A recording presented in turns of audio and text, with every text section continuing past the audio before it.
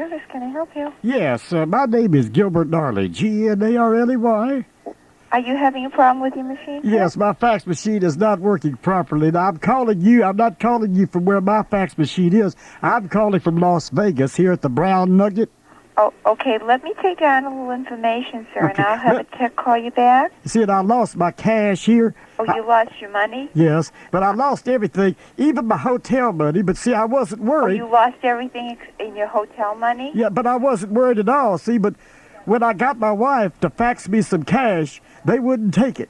They wouldn't take it? No, and I had to admit, at first it didn't look like real money, but when you fax cash, you have to realize that you have to fax the front and the back. You tried to fax cash money? Oh yes, ma'am. But see, when you only fax the front, then the back is in blank. But if you fax both sides, then you can glue them together. But I did have the corners off a little bit. Okay, let me see if I can give you somebody. Hold on. Thank you.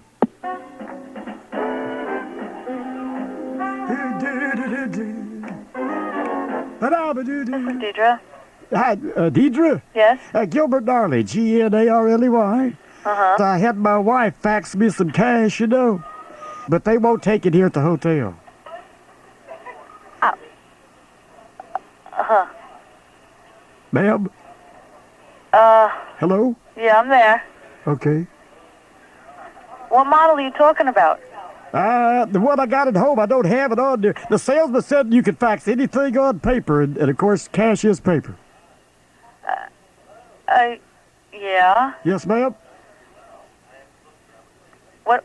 If I could just get her to send me the cash, on my fax machine, then I would be able to get free of this hotel.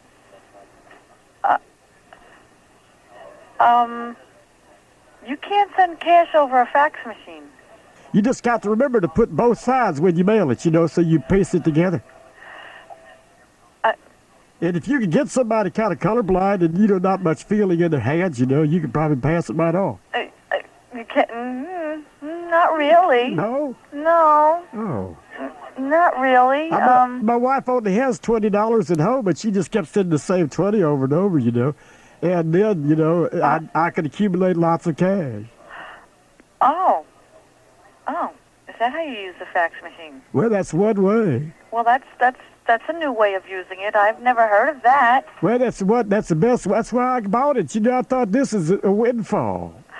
Oh. Why don't people do that? No. Oh. I'm the only one? Yeah, I think so. Oh. I'm kind of hiding away right now. Oh, yeah. I ain't got the cash. I do not have the cash, and these people are not real happy with me. All right, sir. Why don't you get your wife? Okay. And that way you can call me back. I'll call you back. You got my name. You can ask for me, and then I'll try to help you out, okay? Okay. But I don't think I can fax you any cash. Oh, boy, I'm going to be in a lot of trouble. I'm going to get something broke. Well, I hope not. But I'm going to get something broke. I know it. Oh, no, you won't. Yeah. Be very careful, but I can try to help you with the fax machine at least. Okay. Okay? Okay. I'm worried now. No, don't be worried. I'm worried now. No, we'll try to help you. Don't be worried. Okay. We'll try to help you out over here, okay? Okay. But if you can just get me the model number. Okay. And then you either call me back or have your wife call me back. Okay, I think I'm having a heart attack. No, what? I think I'm having a heart attack. Why do you say that? I don't know. I'm just scared. Oh, don't See, know. I thought I could get the money from the salesman said you can fax anything. I thought anything includes cash. Well, no, you can't fax anything. No, I wish you had told me that. I thought why look a gift horse in the mouth? Well, no, you can't do that. Don't look a gift horse in the mouth. That's what I thought. Don't look a gift horse in the mouth. I thought this could make me millions, Yeah, I can understand you wanted to make yourself a million. Because I've never had anything. I'd like to make myself a million, too. I would never come out here. I'm a retired eccentric. Well, Gilbert, you give me a call back, okay? Okay. Or you have your wife call me. I'll help you. Iona is her name. Iona. Iona Gnarley. Gnarley. Okay. Okay. All righty. Okay. All right. Bye-bye. Okay. Okay. All righty. Okay. I hate to hang up because you're my only link to the outside world. You don't want to hang up with me? I don't know what to do. You're soothing me. I know as soon as you start to hang the phone up, I start getting squirrely inside. Well, Do you want me to call? You want me to call your wife? Yeah. No, I'll do it. No, I have to be a man about this. I'll do it. Are you sure? I'm sure I can handle these people. I'm not afraid of them. I'm not afraid of them because I'm just not. Oh, well, I don't want you to be afraid of anybody, but, you know, if you need help with your fax machine, I'll help you. Well, I can tell them that I know the fax people, and the fax people said they're going to help me. That's what I'm going to say. Well, I'll try to help you. I don't want to promise, Okay. but I sure will try. Well, you're very nice. Okay, well, you call me back now, all right? Okay. You got my name. You asked for me. If I'm still alive. No, don't say that. Okay. Okay, and you call me from your machine or very close to it, or if you don't know how, I can call you, okay? You're wonderful. Okay. Okay. Okay. All righty. Okay. Bye-bye. Okay. Bye-bye. Don't hang up. Don't cry. Don't hang up. Okay. I'm not. Okay. Don't cry. I'll call you back. Okay, you call me back. Okay. Okay. Okay. Bye-bye. Okay. Bye. Okay. Don't cry. Okay. Want me not hang up, sir? Yeah, you hang up first. Want me hang up first? You hang up first, yes. Go Well, ahead. I don't want to let you go if you're upset. I'm not upset. I can handle this. Go ahead and hang up. Okay, you're going to call me back now. I'm calling you back, yes. Okay, I'm going to hang up now. Okay, hang up.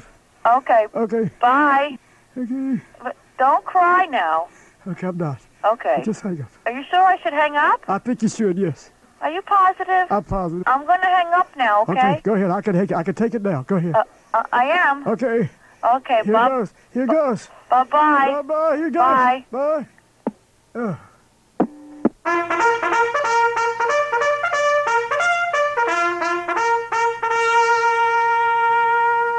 You know what makes me sick? You know what makes me so angry? I just won't spin Vanner White around in her circle till I make her puke. I think the Wheel of Fortune finally got a flat. I mean, the wheel done finally run out of people, places, and phrases. I kind of noticed that last night when person was the puzzle and the answer was a fat man with a purplish nose. Maybe if we can put this TV show out of its misery, I can get my wife to forget about what vow to buy and get her to think what food to buy for the family. Since it's about 8 years ago when Pearl become hopelessly addicted to Wheel of Fortune. Oh, yeah, at first she denied. Claimed she could handle it. Didn't have a viewing habit, she said, but I could tell that devil show had seized control of her life. Before I knew it, she talked me into cable TV so she can mainline the show 7 or 8 times a day. Took to wearing strapless evening gowns and twirling in front of the picture window curtains. And she started hanging around the high school kids at the mall, offered to sell them vows. Me and little EJ joined Wheel-a-Non for families of wheel addicts. We tried to cope, but it is difficult. We took Pearl to counseling, but when the doctor asked her name, she said he had to guess, but it weren't his turn, and he had to spin first anyhow. She'd leave to go shopping and come back hours later with nothing but rice-a-roni and leave press-on nails. Fact is, we was about to commit Pearl to the Betty White Game Show Clinic in Palm Springs, California. Oh, jeez. Wake up, America! It said in the paper the Wheel of Fortune is slowly dying. Well, together we can fight this thing. When it comes to Wheel of Fortune, it's a 3-word phrase. Just say no. Earl Pizza Morgan Pizza. It's a hunting rifle. It's an assault weapon. No, it's a hunting rifle. It's an assault weapon. Wait, you're both right. It's a hunting rifle and an assault weapon. It's the all-new AK-47, the hunting rifle that, with the flip of a switch, also doubles as a state-of-the-art assault killing weapon. Yes, with your tall new AK-47, the next time you're out in the wilderness hunting for moose, or you're suddenly surrounded by a squad of hostile Soviet commandos, you'll be ready. It's an assault weapon. It's a hunting rifle. I told you it's an assault weapon. It's the all-new AK-47, the hunting rifle and assault weapon all in one. Available wherever orange hats with ear flaps are sold. From Broadbank Broadcasting and Burbank Highlight Industries. 700 WL now. Oh, Gary. I bet you didn't get any sleep last night. I was worried, Doc. About you know, what? I'm such a sensitive, caring guy. Always worried about the Rolling Stones. You know, look what happened to Rod Stewart. I mean, he's an old man, and he's still trying to make it. He bumps his head onto things, and he Yeah. passes out on stage. And these guys are even older than he is. Oh, Gary. Worried about the Rolling Stones. They're getting old. It's the Rolling Stones Lift Chair Tour. Their ages are golden, but they're rocking and rolling. The Rolling Stones Lift Chair Tour rolling into town. I know it's only Geritol, but I like it. I've got an appointment Tuesday to see the proctologist. Round 8 spots, I wish they wouldn't go away. Brown 8 spots, Let's spend our pensions together. Let's spend our pensions together. Their hair might be gray, but they're rolling away.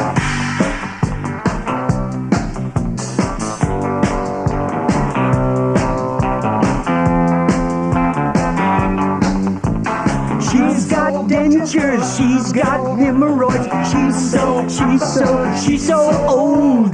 Because I used to have sex, but that's all over now.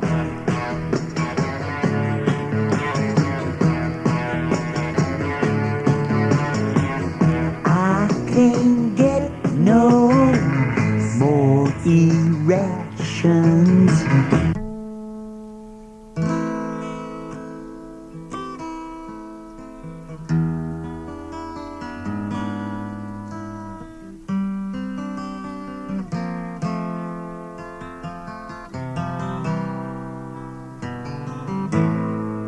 Angina, I've got angina. The Rolling Stones in Cincinnati. Don't miss the last leg of their tour, featuring varicose veins and a shooting pain right here. Come and start me up. My pacemaker needs another battery. Jump and start me up. My pacemaker needs another battery.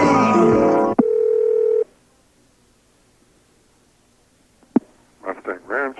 Yes, I'm glad a man answered. I'll tell you right now, I'm calling you from Cincinnati, Ohio. My name is Gilbert Gnarley, Gnarley, but I don't want to use my name for obvious reasons. Right.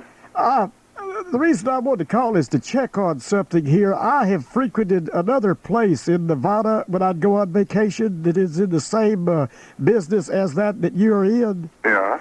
And I'm not really a satisfied customer because I'd been a customer there for a couple of years ever since my marriage broke up. Uh-huh. You understand that? You know, my marriage broke up, and I had no other outlet, you know.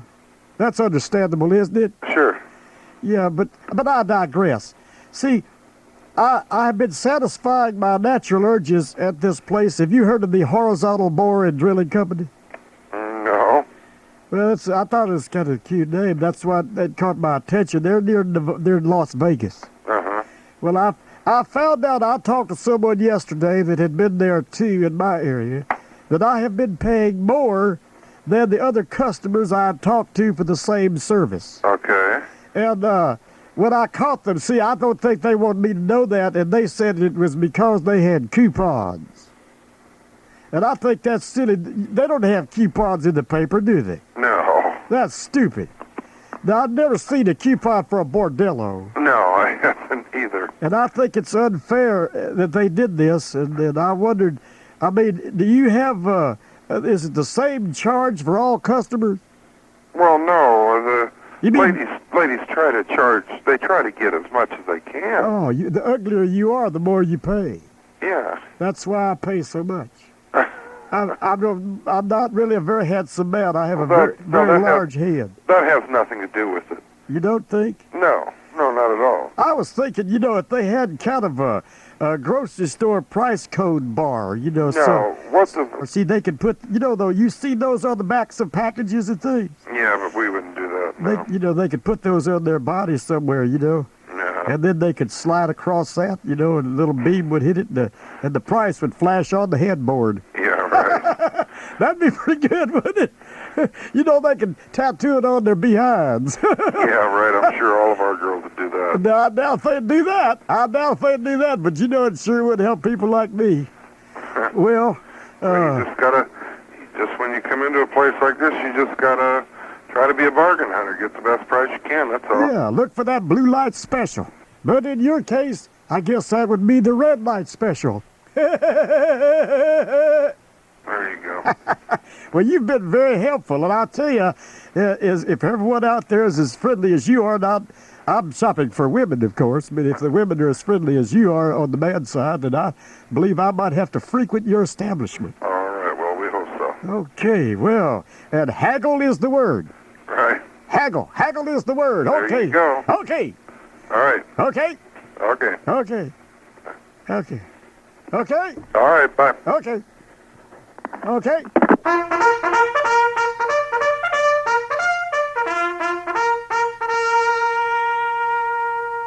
You know what makes me sick?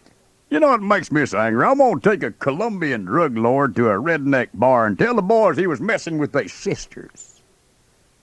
Just a drug panic sweeping the country. Now, you listen to President Bush, and he's a good enough guy, but he's got it all wrong. He's talking about education and stricter law enforcement and cooperation between countries. The drug problem solution is as easy as this here.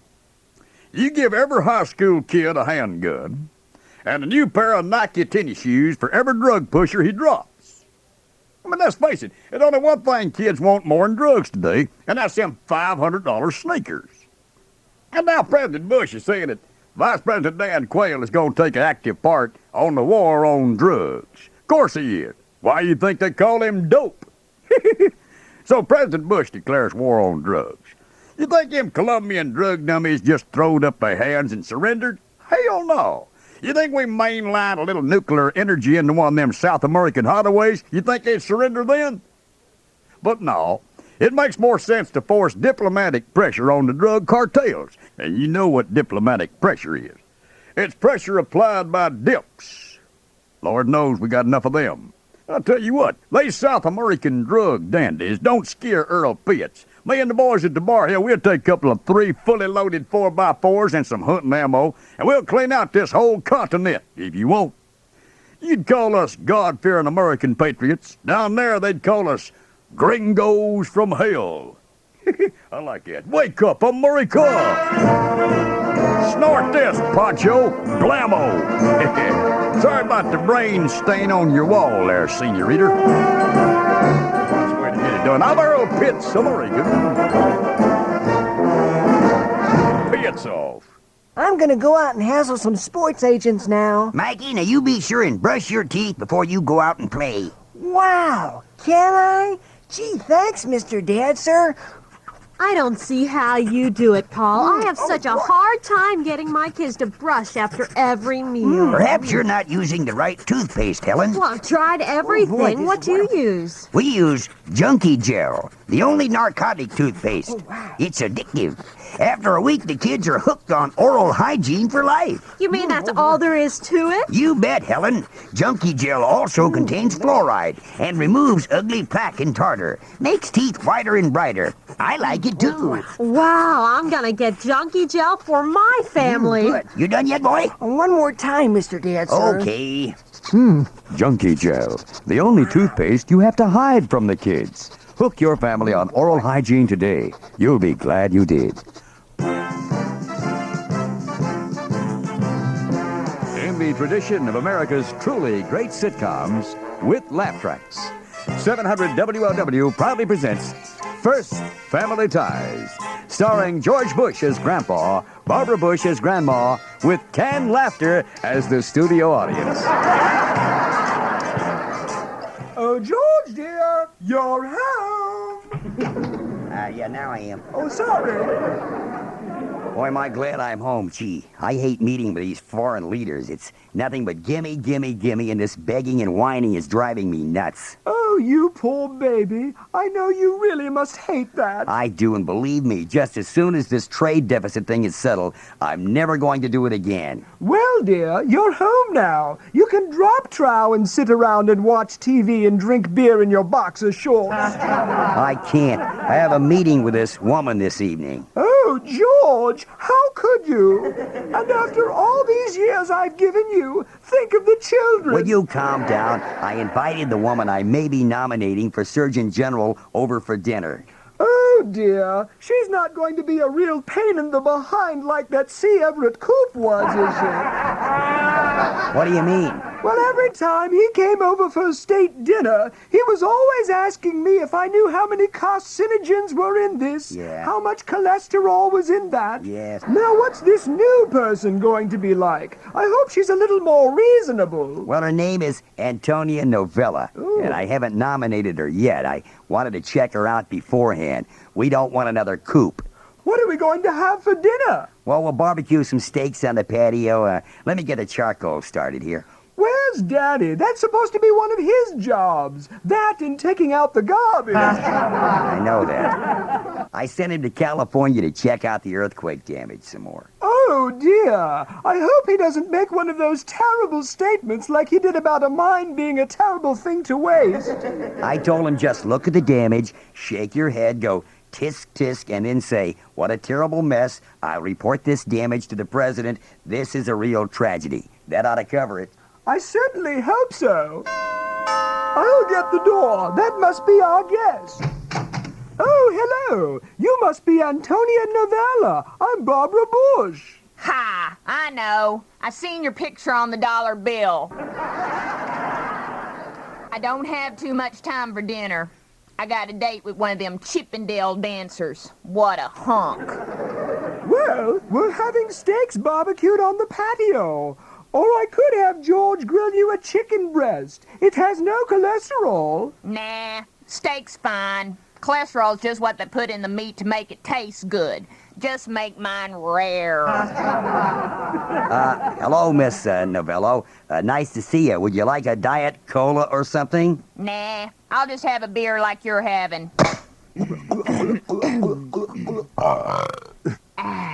Nothing like a cold brewski after a hard day. I have another one here. Don't mind if I do. Got a lot? Oh, yes, certainly. My, it's unusual to see a woman with a cigar these days. I like 'em. No filter to get in the way. George, I think she's perfect for the Surgeon General job. Well, it looks like this is going to turn out to be a good day after all. You catch the steaks, dear. I've got it. Oh, Yes, I it'll be a see. perfect day after all. Oh, Not boy. so perfect after all, dear. What? That was Nancy Reagan on the phone. Danny Quayle met Nancy, and she asked him how she looked. And he looked at her and said, "What a terrible mess. I'll report this damage to the president. This is a real tragedy." Oh, no. But that's our Danny. Tune in next time when we hear Danny say, Whoa, it was a real mess, Grandpa. It looked like the time you came downstairs in the dark and fell on my Lego set. that's next time on First Family Ties.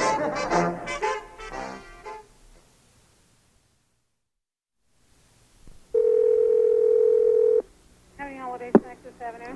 Yes, may I have the gift wrapping department, please? Pachyderm. Yes, is this gift wrapping? And what can I do for you? Okay, I just wanted to know your company's policy on gift wrapping shoplifted merchandise. What do you mean shoplifted? Well, you pick up a bottle of perfume, you sniff it like you're going to buy it, you see it, when no one's looking, you shove it down your pants.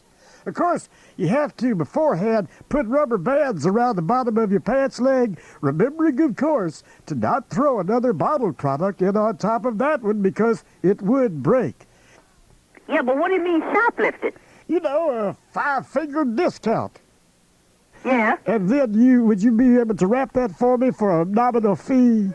Well, why would you call it shoplifting? Shoplifting is stealing. Well, yeah, but they have insurance, They have insurance to pay for that stuff, What? Did you shoplift it? Well, yes, ma'am, but What do you mean, yeah? Well, okay, I didn't pay for it. I was going to pay for it, but, I forgot. Wait a minute. Wait, did you get it here? No. No, I got it at Bloomingdale. And you shoplifted at Bloomingdale? Yes, ma'am. What do you mean you shoplifted? Well, I accidentally took something, but I can't wrap things. I'm the worst rapper you ever saw in your life. I'm telling you, wrapping presents, you got to have 3 hands. Don't you think? No. Well, anyway, I thought then, I know I don't want to take it back to Bloomingdale's because I might get caught, so I thought I'd take it somewhere else. And I love the way you rap it, Sax. You are the best. Are you telling me Yes, ma'am. that you shoplifted in Bloomingdale? At Bloomingdale's, yes, ma'am. But I think And you want us to wrap it? Well, wouldn't it be kind of presumptuous of me to try to get it wrapped at Bloomingdale? So why did you shoplift? Oh, you save a lot of money that way. I just got You save a lot of money by shoplifting. Well, I got so many presents to buy. No, well, we can't do that, honey, because security will pick you up as soon as you walk in the door. Oh, as close friends as we've become on this phone call, you turned me in. Oh, Gosh. sure. Oh, no. No. They get you as soon as you walk in. Oh, well, if the lines weren't so long, I probably wouldn't shoplift. I'd probably pay then. No, you can't do that. That's not nice. Well, you're probably right. I feel kind of bad about it now that you mentioned it. Well, that's terrible. How am I going to get this gift wrapped, though? I don't know what to do about getting Well, you just go into a 5 and 10 and get some wrapping paper and get some Scotch tape and wrap it pretty with a bow. Okay, I'll try that. All right. You're very nice, and Merry Christmas to you. Oh, you too. And don't shoplift no more. Well, okay, I think I'm gonna change my ways. Yeah, okay. I would really appreciate that. You have made a new person of me. Oh, I'm okay. gonna change my ways. I'm not gonna shoplift at Bloomingdale's anymore. Oh, no, don't shoplift nowhere no more, honey. Okay. I can't get away with nothing. Okay. Merry Christmas. Bye-bye. Bye.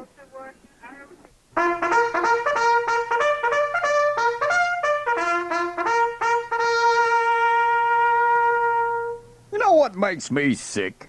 You know what makes me so angry? I just want to steamroll a flock of sheep and make me a nice wool carpet. You know how to tell if you're driving through a yuppie neighborhood? It's easy. By the quality of the squish things laying dead in the road. For example, if you was to drive through Earl Pitts' neighborhood, you'd see dead skunks, possums, maybe a raccoon, and some unlucky beagle. It's simple as this. Your roadkill is a pretty good way to measure the type of neighborhood you're in. You ain't gonna find no dead poodles in Earl Pitts' neighborhood, unless they is tourists. Another thing, in my neighborhood, if your favorite pet takes a Goodyear tattoo, first thing we do is disown the beast. Why, he ain't mine. I never seen that dog. See, by disowning the dog, we don't gotta clean it up. Let the city boys do that. And hell, over in Yuppie Town, they close down traffic while they implant a marker and an eternal flame in the roadbed. The spot where Fifi went to dog heaven. Give me a break. Part of the reason why yuppies get so upset when their pets take a license plate imprint is because they spend so much money on them. I mean, a yuppie got to go to a kennel and buy some mangy upscale dog what's got a pedigree. I have yet to see a pedigree outrun a Trans Am filled with high school kids. See, in my neighborhood, the pets we got is the animals that down-and-out pet owners dumped in front yards when things weren't going so well. It's kind of like the country version of animal adoption. Wake up, America! A $300 dog squishing about as easy as a mutt. Of course, then again, them yuppies probably make a mint with yuppie Fido life insurance. For all I know, they could be pushing them out in front of cars. Think about that. Earl Pitts American Pizzo. Hello, I'm Linda Ellerby. I'm here to tell you just how wonderful Maxwell House Coffee really is. It's only logical that they would want me, a trendy quasi-journalist, to endorse Maxwell House Coffee.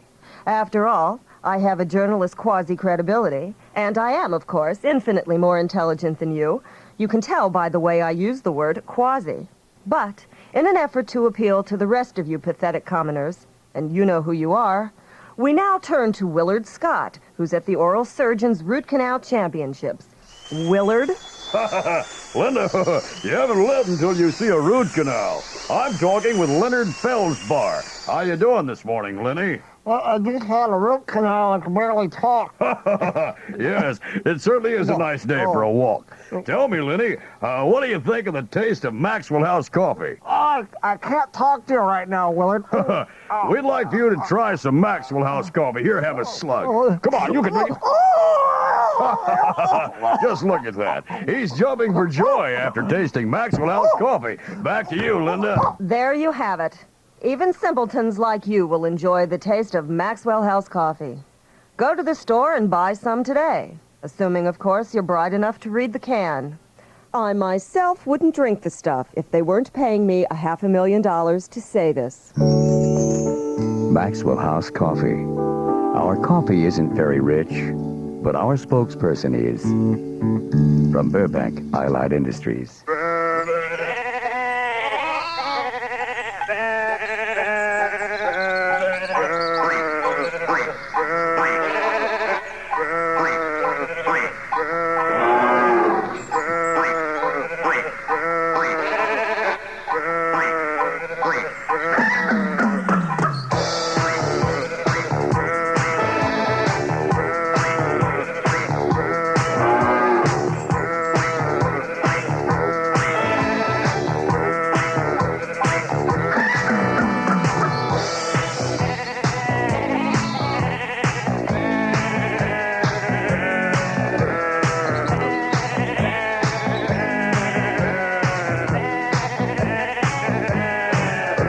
Hello, I'm a big fat bowling guy with a stubby cigar in his mouth and his pants half zipped. And this time, I'm being honest with you when I tell you we're upping records on radio like we do movies on television with our bogus telethon set here. Now let me ask you this.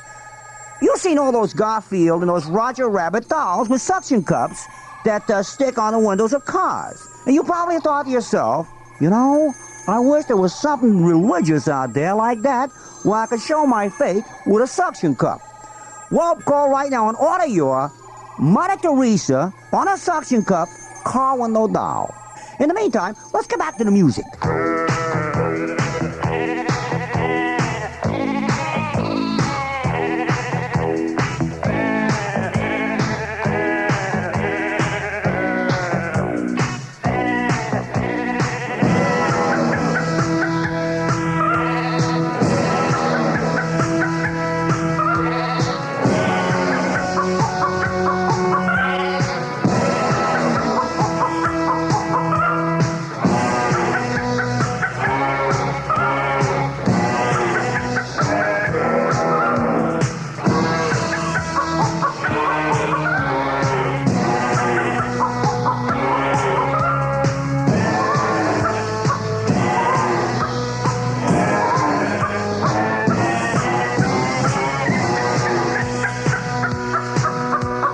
Well, isn't this a wonderful classic? I'm telling you right now, I love this bang your head against the wall Tibetan hula music. Woo! Hey, look who just dropped by the studio. It's my good friend, Garfield the cat. Hiya, Big Fat. Hey, Garfield, smooch, smooch. Woo! Garfield, what you been eating there? Well, Big Fat, I had some dead entrails of tuna for breakfast. You know, when you're a Hollywood cat, you get special treatment. Big Fat, want to give me a petty or right behind the ear, a little squash behind the ear? Certainly, Garfield. Here you go. Well, Big Fat, to be honest with you, I come by to tell you I'm a little upset that you ripped off our suction cup concept and gave that to Mother Teresa. Oh! Well, And Big Fat, I'm sorry if it sounds like I'm being catty. Being catty! Garfield, I love you. I love this cat. I love this cat. He makes me laugh. You're a wacko cat, Garfield. Me, you're a wacko cat. I love you. Don't be upset with me, Garfield. Come on, we gotta be friends. Come on, give me a little purr, Garfield. Okay, purr for me. Come on and purr for me. Well, okay, Big Fat.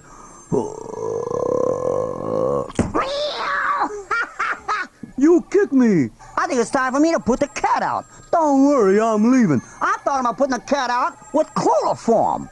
Goodbye, Slam. Wow, he slammed the door there. Ha, ha, ha. If you really care, if you're really religious, you'll call right now and order your Mother Teresa suction cup car window down. You'll turn the window down a little bit there. You turn the window down, you know, and you let the breeze blow through there, you know, and you can see her habit kind of blowing in the breeze right there. It looks very real. A lot of people would think it's really a miniature Mother Teresa right there on your window, but I'll guarantee, I'm being honest with you. Hey, listen to those telephones. Let's get a couple of calls here, yeah. Hello, Big Fat. Oh, hi, it's Mother Teresa. Hi, Mother. Hi, Mother. I'm Smooch Smooch. Yeah, this is a wonderful idea. You like this idea. Okay, nice talking to you, okay? Smooch, smooch. We're going to do lunch on Friday. I'll take it for fish. Okay, Mother, purr for me. I told Garfield to pray for me. I told you to purr for me, too. Oh, that's very good, Mother. I like the way you purr, but I'm only kidding. Pray for me. Okay, Mother, pray for me. Okay, Mother. Okay. Smooch, smooch. Mother Teresa. Endorsing my idea. I'm a big fat bowling guy with a stubby cigar in his mouth and his pants halves. This time I'm being honest with you. Those phones are ringing like crazy. You be one of those phones ringing right there. Okay, let's enjoy the rest of the record.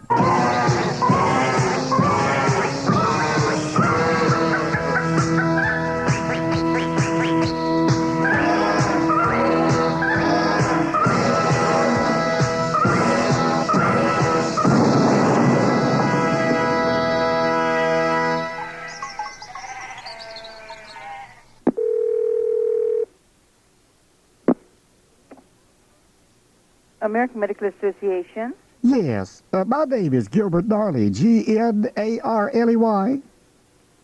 Mm-hmm. And I think that I'm outraged. What is your question? Well, let me start at the beginning, okay? No, let me just ask you this. Are you having difficulty with a doctor or a hospital? Well, it's sort of like that, yes. Yeah, but where? D.C., Maryland, Virginia, what state and county? You're a doctor, aren't you? No, I'm not. You sound like it. I'm not, though. Okay, now let me just... Let me get that number. Right? You wouldn't have time for my life story, would you? No, sir, I wouldn't. See, I'm pretty obese, and I've tried lots of diets, and I joined Weight Watchers and everything, you know. Mm-hmm. Right. I even invented a diet. Good for you. But it didn't work.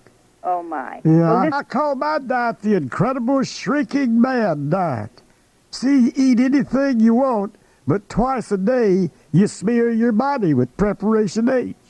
Why? It seemed right because it's supposed to shrink those hemorrhoids. I thought it shrink. Well, it worked on paper. Oh. Uh-huh. Now, what you'd call the, let's see here. It's called the Academy of Medicine, and you'd ask if the doctor involved is a member Okay. of the society. See, it's not a doctor involved. It'd take me about 10 seconds to tell you this. It's a hospital? Well, sort of, but not really. See, I'm not sure because, it's very quickly, let me tell you. Well, let me just tell you this. Okay. Then in that case, if it's not a doctor, they can't help you. You know, I could have already told you while we were going through this. Is it a hospital or a doctor Well, or see, what? I wanted to have liposuction, you know. Yeah. And then it's a doctor. Well, but see, I couldn't afford liposuction. Yeah. See, I was gleaning through my favorite magazine. Do you ever read Hypochondria Today? No. Well, I saw this ad and I thought to myself, Jose Uribe, this is the answer to my prayers. Yeah. It was a home liposuction kit. And that was about a month ago, and I got it today, and I'm not sure. It doesn't look safe to me.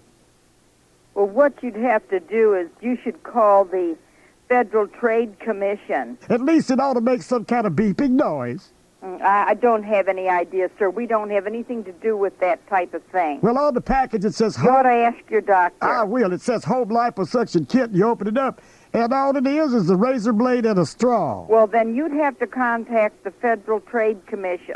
The place I want liposuction is around my midriff, and I can't bend my neck enough to suck on that straw. Right. I mean, sir. And that's not something you could ask. You couldn't ask a friend to do that, could you? Yeah, sir. Yes, ma'am. Talk with your doctor. You're way out in left field. Oh. Okay. You're very nice, and you're sure you're not a doctor? Nope. Well, you But sound you better like talk one. to him. You sound just like one. Right. Okay. Okay. Bye-bye. Okay.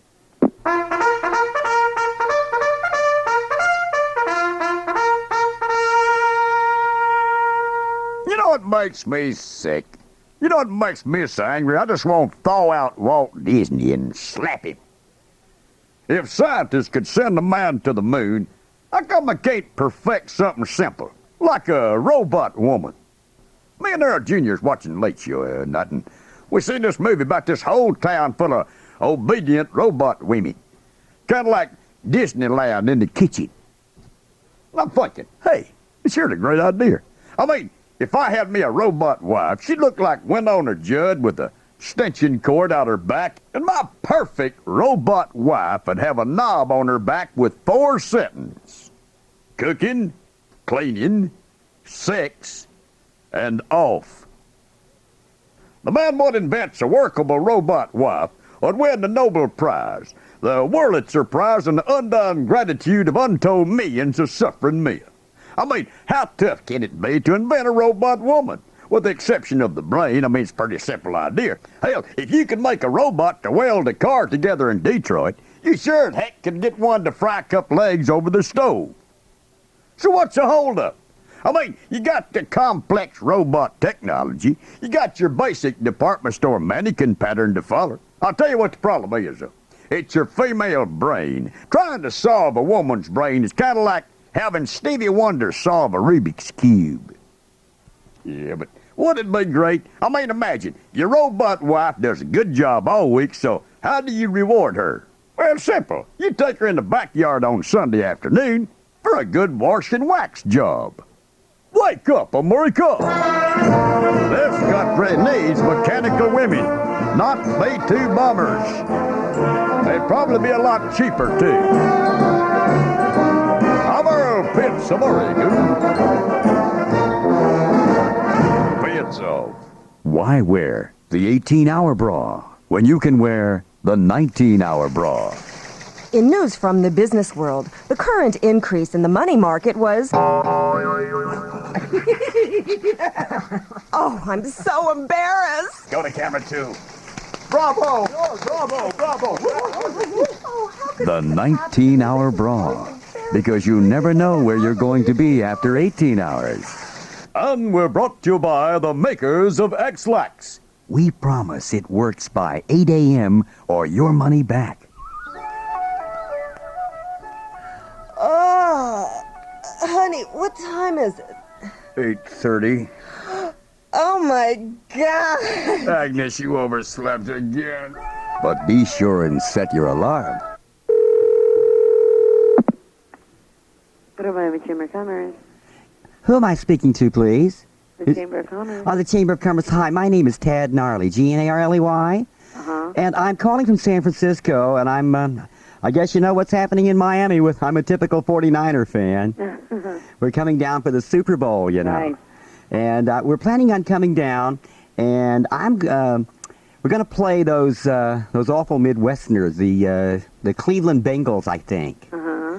And don't you think non-coastal cities are so blasé? I don't know why they're coming. Who day indeed. Uh-huh. But there are about 100 people in my party, and we call ourselves the End Zone Boys. Okay. And I wanted to check out some things before we came, some do's and don'ts. I've been appointed sort of the liaison officer. Okay. What is your dress code on the streets down there? The dress code? Yes, ma'am. Casual? Casual? Yeah, well, it depends where you're going. Oh, I see. Yeah. I wouldn't look stupid wearing red and gold stirrup pants, tank top, and espadrilles? No. Okay, that's good. I want to check. You know, we're very fashion conscious, you know. Now, I watch Miami Vice regularly, and I see those cute Latinos, and I think they're wonderful down. Is there a lot of Latin people there in Miami? Of course. Ma'am? Of course. You sound like you might be a little Latino yourself. Of course, I'm Cuban. That's darling. You're Cuban. God, I love it when Crockett busts one of those guys, and he has to bend him over the hood. You can hear the whole city swooning. Ooh. We don't get so many Cubans in San Francisco. No, it's going to be wonderful meeting new people and things. And, you know, game day, we have made the cutest little 49er briefs. You wouldn't believe it. They actually are Speedo swim trunks, you know. Uh-huh. And are there any restrictions on how much you should wear at the stadium? Okay. Well, you are just spectacular. I mean, we can't wait to get down there. I hope you enjoy your stay. Oh, yes. Do they make a lot of noise? Is it okay to make a lot of noise? Of course. Oh. Cubans are rowdy and around. Oh, that's good. 30,000 San Francisco fans squealing. It's ear-piercing. It really. You ever been to a Judy Garland film festival? No. It's that bad. Oh, you can. No. How far is Disney World from there? Disney, like 238 miles. I've got this thing for Goofy.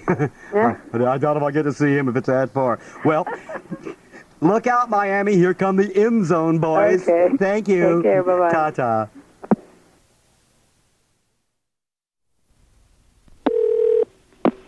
Voting control. Yes.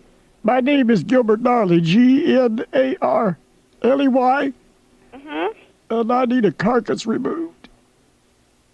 You need a what removed? A carcass. Okay. I thought I could do it, but, you know, I'm just such an animal lover. It breaks my heart to see it lying this dead and it's swelling up and his little eyes are crossed and his tongue is hanging out. Is it a dog or cat? It's not either one. It's a mouse. It's a mouse. Yes, I caught him in a trap. I did it to scare him, and now he's dead. It's a mouse, and you want someone to come out and pick it up? I can't pick it up. I can't pick it up. It's in, and you'd have to get him out of the trap, too. It's under the sink. Hold on, sir. Yes, ma'am. Uh-huh. I'm a little mouse, and I've killed him, and it's my fault because I listened to people. I listened to other people that said, Gilbert, you ought to trap that mouse because he's dirty and he's eating your stuff in the house and you're eating after him. Well, I wish now that I could just go ahead and I would set a place for him at dinner. You said it's a small mouse. It's a small mouse. And you can't move this mouse and put it in the garbage? Oh, that just seems so inhumane to put him in the garbage like that. Then they'd put him in the truck, and then that big thing would whoosh, and smash him all up even more. Okay, hold on, sir.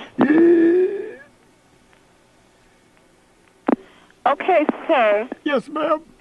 If you pick him up, would you bury him too, please? Sir, we don't do that. I would pay for the headstone. Hold on. Yes, ma'am.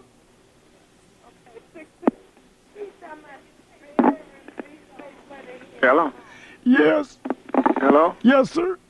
I trapped a mouse under my sink, and I want someone to remove the carcass and give him a proper burial. I would myself, but I don't know. I just can't. I can't look. We can't do it like that. How should we do it?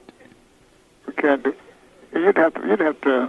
I even hate to have to tell you after what you told me. I hate to tell you. What? You have to just get it and put it in a plastic bag, put it in the garbage can. Oh God! Oh, in a garbage can. I mean, I understand how you feel too. I really understand how you feel. Maybe with the garbage men would bury him. Probably when they come to you, ask them. Then they probably will. Yeah. Will you make sure that the city provides him a mouse coffin? All right. Will you tell them to hire a priest to give him the last rites? Okay, when they come through, you tell them. Ask them here. Will you be one of the pallbearers yourself? All right.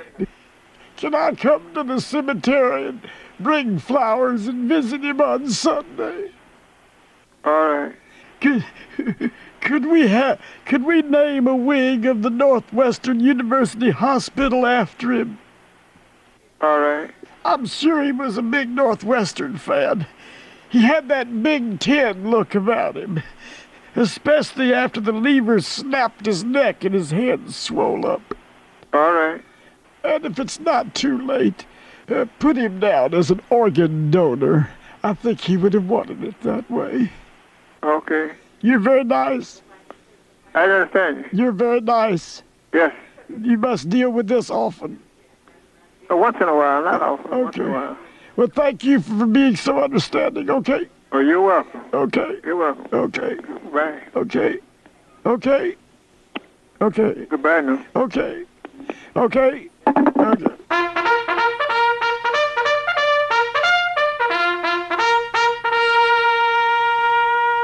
You know what makes me sick? You know what makes me so angry? I just want to spray nasal mist up a rogue elephant's nose and stand in front of him when he sneezes. I woke up this morning, it seemed like somebody stuffed semen up my nostrils. My eyes all bugged out and caked over with about 20 pounds of sleep dirt. Hell, I was a mess. And Pearl takes one look at me and she said, "You got a bad case of hay fever." And I said, "Get lost, woman. Just a simple case of the head snots." She said no, because she heard it was hay fever system. She said that hay fever system in our country comes around and goes through September. And then the season's over. And I said, yeah, but after the season is over, you got the playoffs and the championship. And it could be November and you're still talking like Donald Duck on steroids. Excuse me. Thing is, according to Pearl anyway, this is the season when you ragweeds mate. So these weeds get all sexually excited and blow pollen all over the place. Well, I got it figured. Some poor striving medical school cheesehead comes up with this big allergy story so he can make a couple of grand giving people injections of tap water and call them allergy shots. Now, the Earl Pitt's cure for this so-called allergy thing is a lot simpler and a lot cheaper. You don't got to go to no doctor. Instead, you go to a gas station, which is where I am right now. And then say you stick air holes in your mouth, or you clamp your lips down with your hands there, and you bite down on this little valve thing.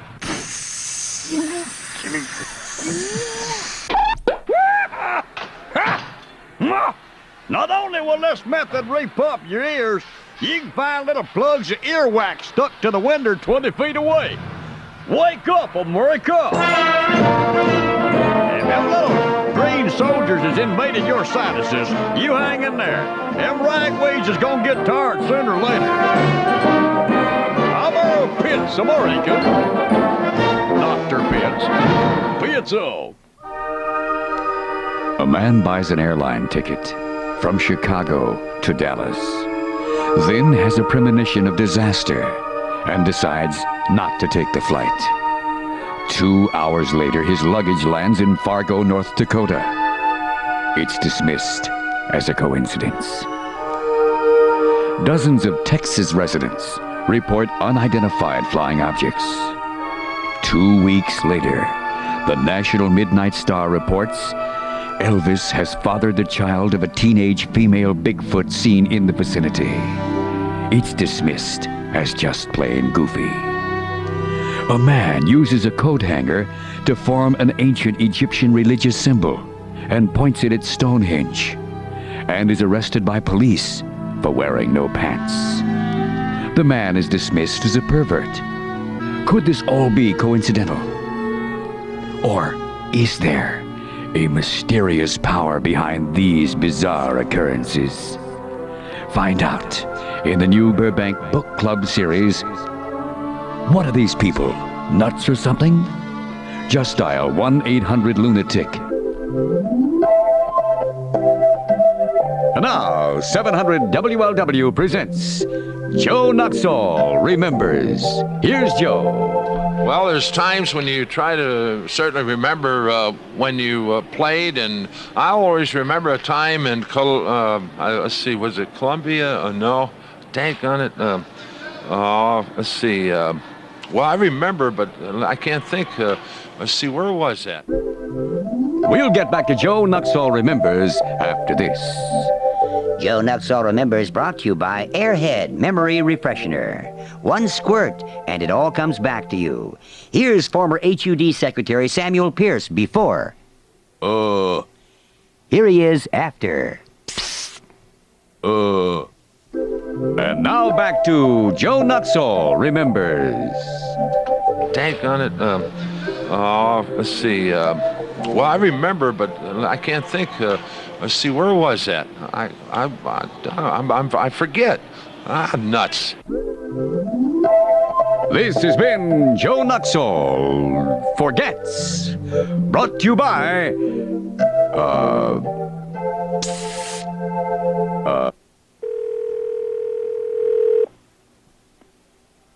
Thanks for calling 1-900-321-NUTS. It's 98 cents per minute. You'll hear a tone every 5 minutes. Enjoy the fun.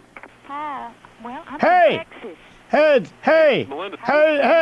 I'm Gilbert Gnarley, Gnarley. Who is that? I'm Gilbert. I'm a nut, you know.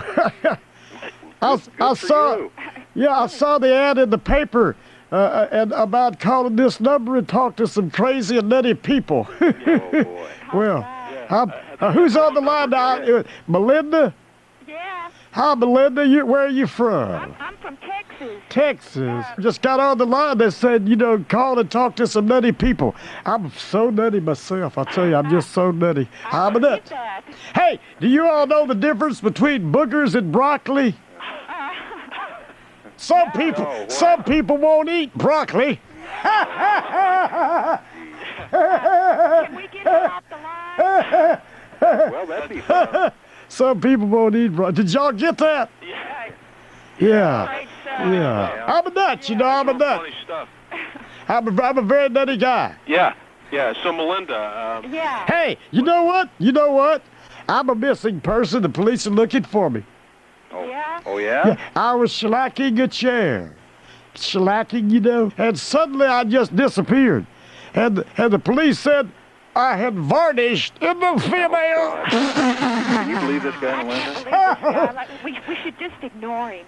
No. Well, Melinda, this is probably the kind of guy you don't want to date. That was pretty stupid. That was okay. That was pretty stupid, wasn't it? That was pretty stupid. I said that. Okay. Yeah.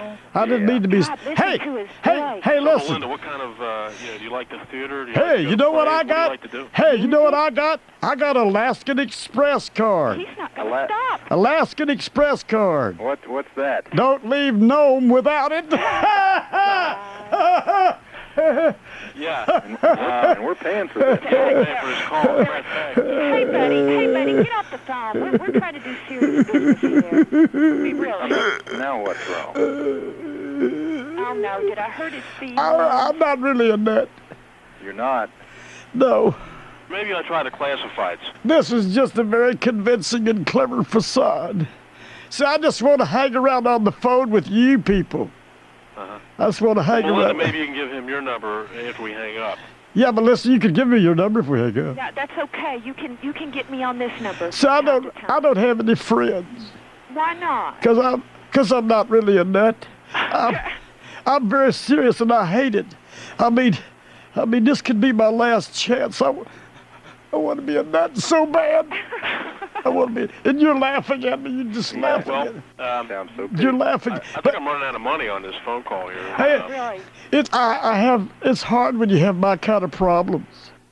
Yeah, I can imagine. I was just told by the doctor yesterday, I have rectal meningitis. Sounds like a personal So it's problem. easy to laugh if you don't have it. Well, it's easy to laugh. Get that. I won't be here this time next year. That's terrible. I'll be in Arizona. Yeah, the air is very good out there for rectal meningitis. Yeah, is this for real? I've never heard of rectal meningitis. Are you sure you're... Yeah. I think he's... Plus, my lifelong companion, my dog, the amazing Crepso, ran away today too. Yeah. Oh. That's real. That's interesting stuff. Yeah. Melinda. I'm reaching out. This is another human being reaching out. And to dance. I'm reaching out. Dance? Where do you like to dance at? Oh, just love to Do you dance. know? Do you know what it's like to wake up and realizing you're trapped inside the body of a serious person with rectal meningitis? Oh, okay. I'm sorry, guys. I've had enough. I'll I'm a talk nut. to I'm you a nut. again later. I want to be a nut. Bye. Oh, don't hang up, Melinda. Oh, Melinda. Hello. Yeah. See you later. Have fun with the meningitis. Hello. Hello. Well, I guess I cleared this 900 line. I seem to be all alone. Okay. Anyone there? Hello. Ooh. Gilbert Gnarley speaking. Hello. Okay.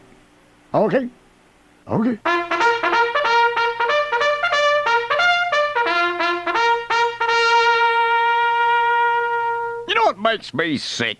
You know what makes me so mad I just want to tweezer the hairs from the inside of my thighs? I know this kind of sounds stupid now, but I think I was abducted by aliens last night. I think I was taken aboard a spaceship, give a complete physical, and made to mate with a giant female squid-like creature. See, me and my buddy Dub Maker was at the bar last night, Pete's Dewdrop Inn, where the beer and the waitresses are never flat. Well, it got so late, and I got so plastered, we said we better walk home. And that's where we met up with a band of L.A. gang-style ETs. See, we stumbling home, I look over at Dub, and he looks like he's 50 feet tall, kind of freaky, you know, and I says, Dub, you growing into a giant King Kong-sized monster. He says, no, you lying flat on your back on the sidewalk. Well, I started getting to my feet when suddenly this blinding light comes from above, and Dub explodes into a million little pieces of Dub's skin. And the air filled with smells kind of like fried pork rinds. And this ominous voice comes out of somewhere and says, take me to your leader, Earl Pitts. And I says, I'll be glad to take you home with me, but we ain't waking her up. And then this voice says, well, if your leader is already asleep, we need a male of the human species to mate with our giant female squid-like creature. And I says, okay. And that's how I got a date with the alien. It weren't so bad, really. Once you get past the smell of fried pork rinds, their spaceship looked like one of them big garbage dumpers what's outside the back alleys of bars, and their giant female squid-like creature kind of looked like a bag of throwed-out spaghetti. But I'm telling you, it was real. Wake up, America! Somewhere in outer space, there's a civilization now of squid-like people who look like Earl Pitts. Either that, I made a terrible fool out of myself at Pete's dumpster last night. I'm Earl Pitts of Oregon, Pitso. Coming soon to Music Hall, it's Rock, Roll, and Rumble at the greatest rock and roll revival ever. First, may we introduce the Teenage Mutant Ninja Turtles, starring Raphael. Hey, Turtle buddy! Michelangelo. Yo, Turtle fans. Flo. Imagine me and you. And Eddie. I do. I think about you day and night. It's only right. They had the #1 hit in the 60s, and now they're back, fighting crime, eating pizza, and crooning the greatest love tunes ever. LNRG, I think you're swell, and you really do me well. They're the new superheroes, the Teenage Mutant Ninja Turtles, appearing this weekend with the Teenage Mutant Ninja Beatles. I once had a girl, or should I say, she once had me. Hey, isn't it good? Norwegian word. With the Teenage Mutant Ninja Bee Gees. Hey, we're going back to Massachusetts. $700. Oh, Gary. What is this? I bet you were up all night last night. I was thinking about something, Doctor. I watched a movie, a late movie. Have you seen Heartbreak Hotel? No, I've heard about that. That's where Elvis is found to be alive and living somewhere, I don't know. Yeah. I think these Dead Star exploitation films are a great idea, you know? Oh, yeah? I'm surprised that Steven Spielberg and George Lucas haven't picked up on this yet. I wish I were a Hollywood producer. Well, they got other projects. Yeah, there's to a worry lot of about dead here. stars you could exploit the way they're doing it. They just keep picking on Elvis. Yeah, I could make money with a lot of you're different not a stars. producer. If I was a producer. Gary.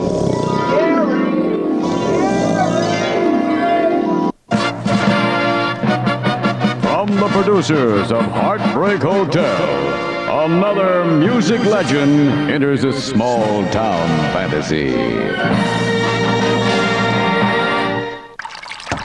Karen, are you in the bathroom? Karen, are you okay? Honey? I told you were eating too much spaghetti. Karen! Karen Carpenter didn't die. She escaped the demands of Hollywood to live with an everyday small-town family in Ohio in... Rainy days and Mondays always get me. Rainy days and Mondays always get me down. Karen, this is the third night this week you've been sick.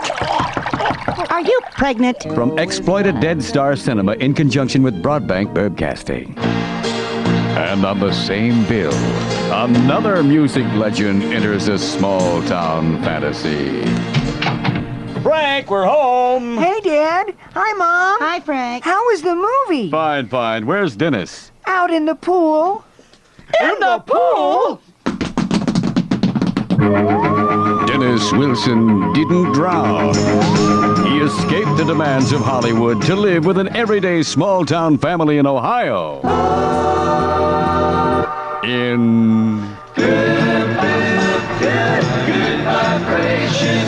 Out goes the bad air, in goes the good. Out goes the bad, in goes the good. Frank, we told you not to let Dennis swim alone. From exploited Dead Star Cinema in conjunction with Burbank Broadcasting Corporation. You love these movies.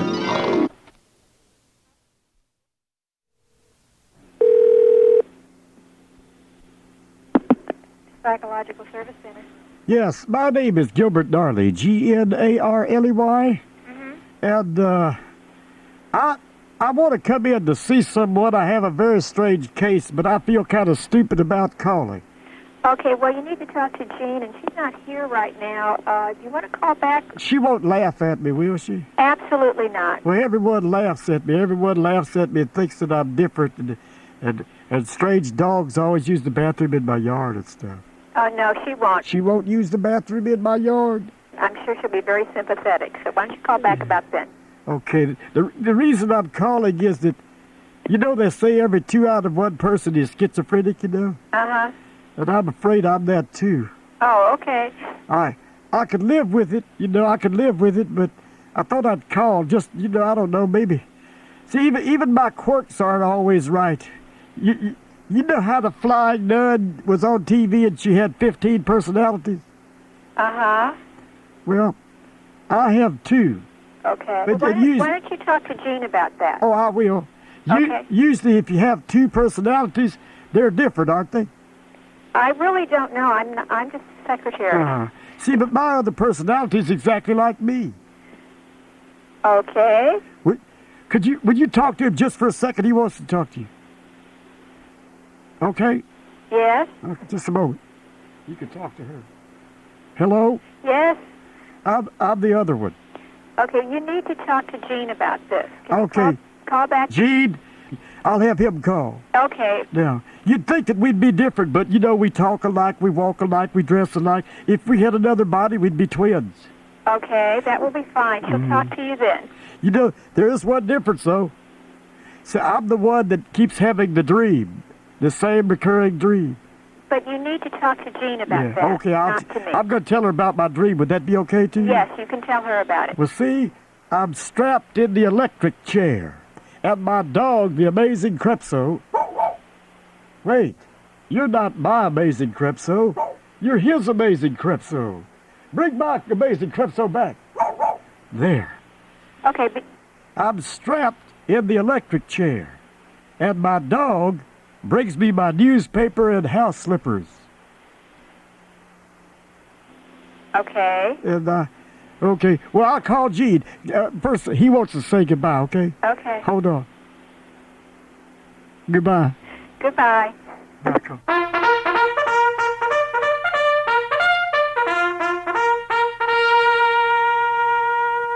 You know what makes me sick? You know what makes me so angry I just want to shove marbles into my ear canals? Ain't it a shame that we can't tell the worth of a man until he's dead?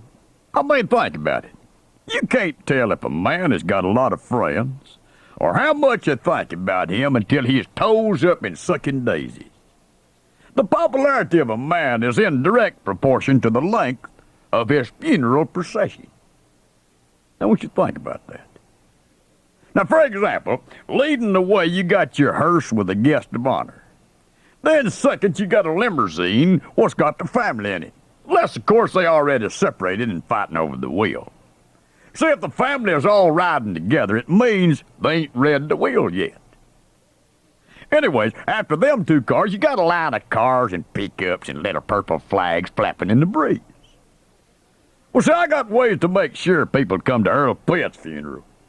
For example, when I'm on display at the funeral home, you come to visit, you come into the room, you're eligible for door prizes. Hell yeah, blenders, coffee makers, dinners for 2, and you can also register for the grand prize, a trip for 2 to the Smoky Mountains in Dollywood. And then on the second of the display, the priest will come read the rosary. Well, how long is there? We'll get him to call a few games of bingo. And then instead of hearse leading the procession to the cemetery, we're going to hire the Shriners Go-Kart Patrol. So they'll be waving on and off the road, having a hell of a time. Yeah, I'm determined to have a lot of people at my funeral. If I got to do it this way, I will. Wake up, America! People are going to remember Earl Pitts, they say. He was a great American when he lived, and a hell of a fun guy when he died. Honest, it's in my will. It's going to happen, too. I'm Earl Pitts, a someday dead party animal. Pitts off.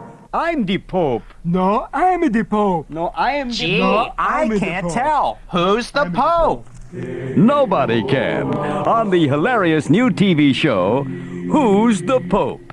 Join the fun as John Paul II's identical twin, Stinky, pays a surprise visit to the Vatican and refuses to leave.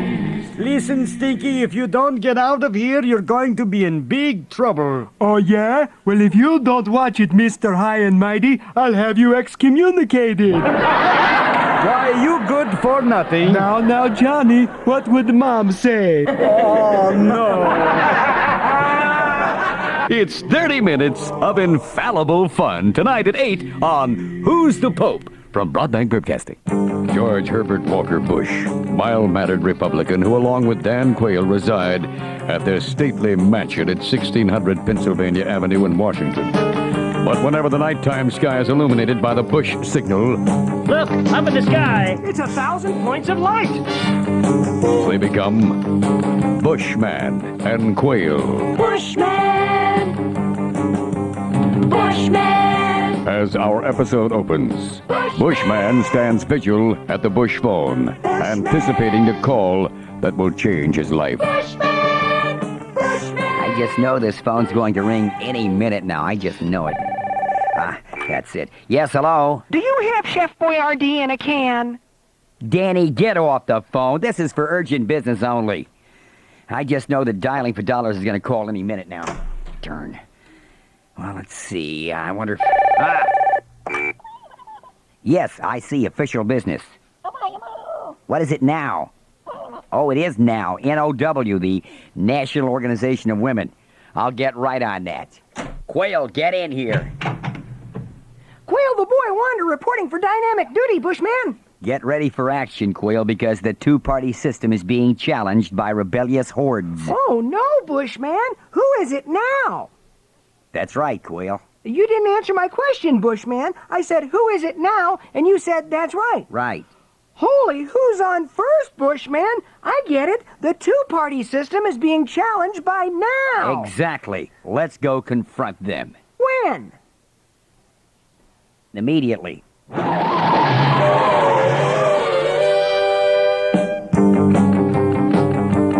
Bushman and Quayle arrive at the headquarters of the National Organization for Women. You there, Molly Yard, president of NOW.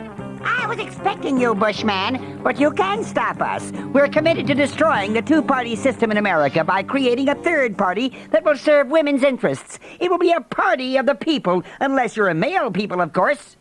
I must stop you. I must, so I can preserve the balance between the Republicans and the Democrats, so that we can eventually get rid of the Democrats, too. It's too late, Bushman. You've met your match. No matchmaking, Molly Yard. Barbara would be mad. Mad? Mothers against drunk drivers? Pay attention, Quayle. Oh, I thought you were spelling things out again. I will spell things out for you, Bushman. You're about to become a POW of NOW. A POW now? I'm going to sick our guard dog on you.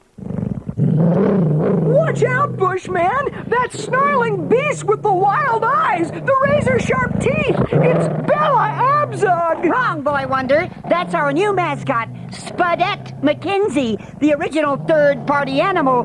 Don't worry, Quayle. I'll fend Spudette off with my bush thing. You men are all alike, thinking you can solve all your problems with your bush thing. Bush thing? Now, what is this bush thing? It's, well, you know, it's a scare the third-party animal away. I really didn't intend the double entendre superhero gadget bush thing. Get away, Spudette! Get away! I'm leaving, too! Wow, sir, you scared away Molly Yard, too! That's some bush thing you got there, sir! I keep telling you, Quayle, It's not the size of you. It's... Oh, never mind. Another successful adventure for Bushman and Quayle, as they preserve truth, justice, and the American way. Or at least one of those three. Join us next time when Bushman and Quayle analyze their most recent victory. At the beginning of the episode, what did you call now? Rebellious whats? Quayle, I call them that with a D. That means there were a lot of them. Bushman! Oh, I was wondering how we'd get away with that. Bushman! Bushman! That's next time on Bushman! From 700 WLW.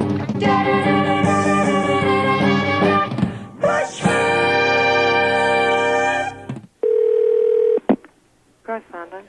Yes, I have a consumer complaint, please. Excuse me? You want to send it to the Federal Trade Commission? I'd just like to speak to someone about it since I've called.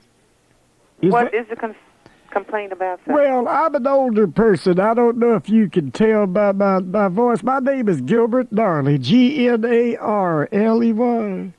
Okay, what's the problem, sir? Well, like I said, I'm not as sharp as I used to be.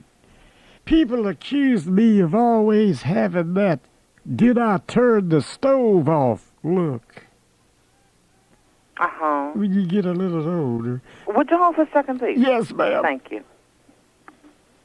Hello, may I help you? Yes, sir. My name is Gilbert Gnarley. Gee, I'm so glad a man came on the line. I was so embarrassed to tell this story to a woman. Is there something we can do for you? Yes, sir. I'm an older person, and my mind, I told her my mind does tend to wander a little bit, you know. Mm-hmm. But this could have happened to anyone in my shape, I think, and maybe you'll understand. You know those heartbeat machines they have down at the mall here? To check your own blood pressure. Well, they have that too, but they have a heartbeat machine. Okay. Well, see, how was I supposed to know it was your finger you were supposed to put in that little hole? Mm-hmm. They come in and they took me back to the manager's office and they gave me a good talking to. Well, what did you do to the machine? Well, I don't know how to say this. You know that little hole they have in the machine? Right. Well, they later on told me it was for your finger. And I thought it was for, part of your anatomy. So did they arrest you? Is that what you're saying? Well, it took me, no, they let me go. But I can't go back to that mall anymore. Where am I supposed to mall walk now? Mm-hmm. I mean, where can I go to mall walk? Right. And I can't ever go back there. It's too embarrassing now. Okay. They could put some kind of diagram up there with maybe a man doing what I did with a line drawn across it. Right. That would tell people. But what you're saying is they need better instructions on the machine. Oh, they need better instructions. I can't read that stuff. That's little bitty print there. I don't even think anyone could read that with binoculars. But they did not arrest you, is that correct? They didn't arrest me, but I also soiled my pants when they grabbed me. It was awfully embarrassing. I'm sorry you had this problem. The only thing I could tell you to do would be, there's really, as I say, as long as you don't have anything pending there, you don't need to get yourself counseled. Oh no, they just sent me out there and told me not to come back. Right. But I think they could put the machines up higher so you couldn't reach them with that, with that part of your anatomy. Right. If they had machines up high, then you wouldn't think of it that way. Didn't you know it was your finger? See, they have the machines leveled about right where that part of your anatomy. I think what you need to do, if you'd like to do something, would be to speak to the Consumer Protection Office there in your area. If nobody had stopped me, I might have been hurt. Right. I mean, if I'd been able to put that in there, they said it grabs you. Right. And I would have been hurt. And I want to thank you for taking time out to help me, and especially not laughing and taking me serious. I was so afraid to call. I was talking to that woman. I didn't know. Yes. I don't like She understands, right. Yeah, I didn't like to talk to women about, lower extremities. Well, just tell them that you feel the mall needs to have these machines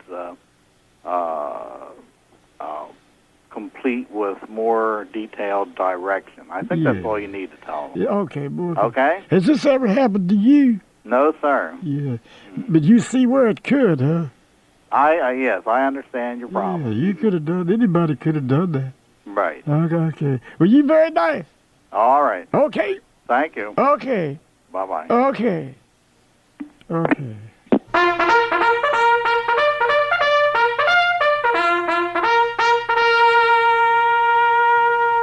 You know what makes me sick? You know what makes me so angry? I just want to dig up J. Edgar Hoover and plead with him to come back to life.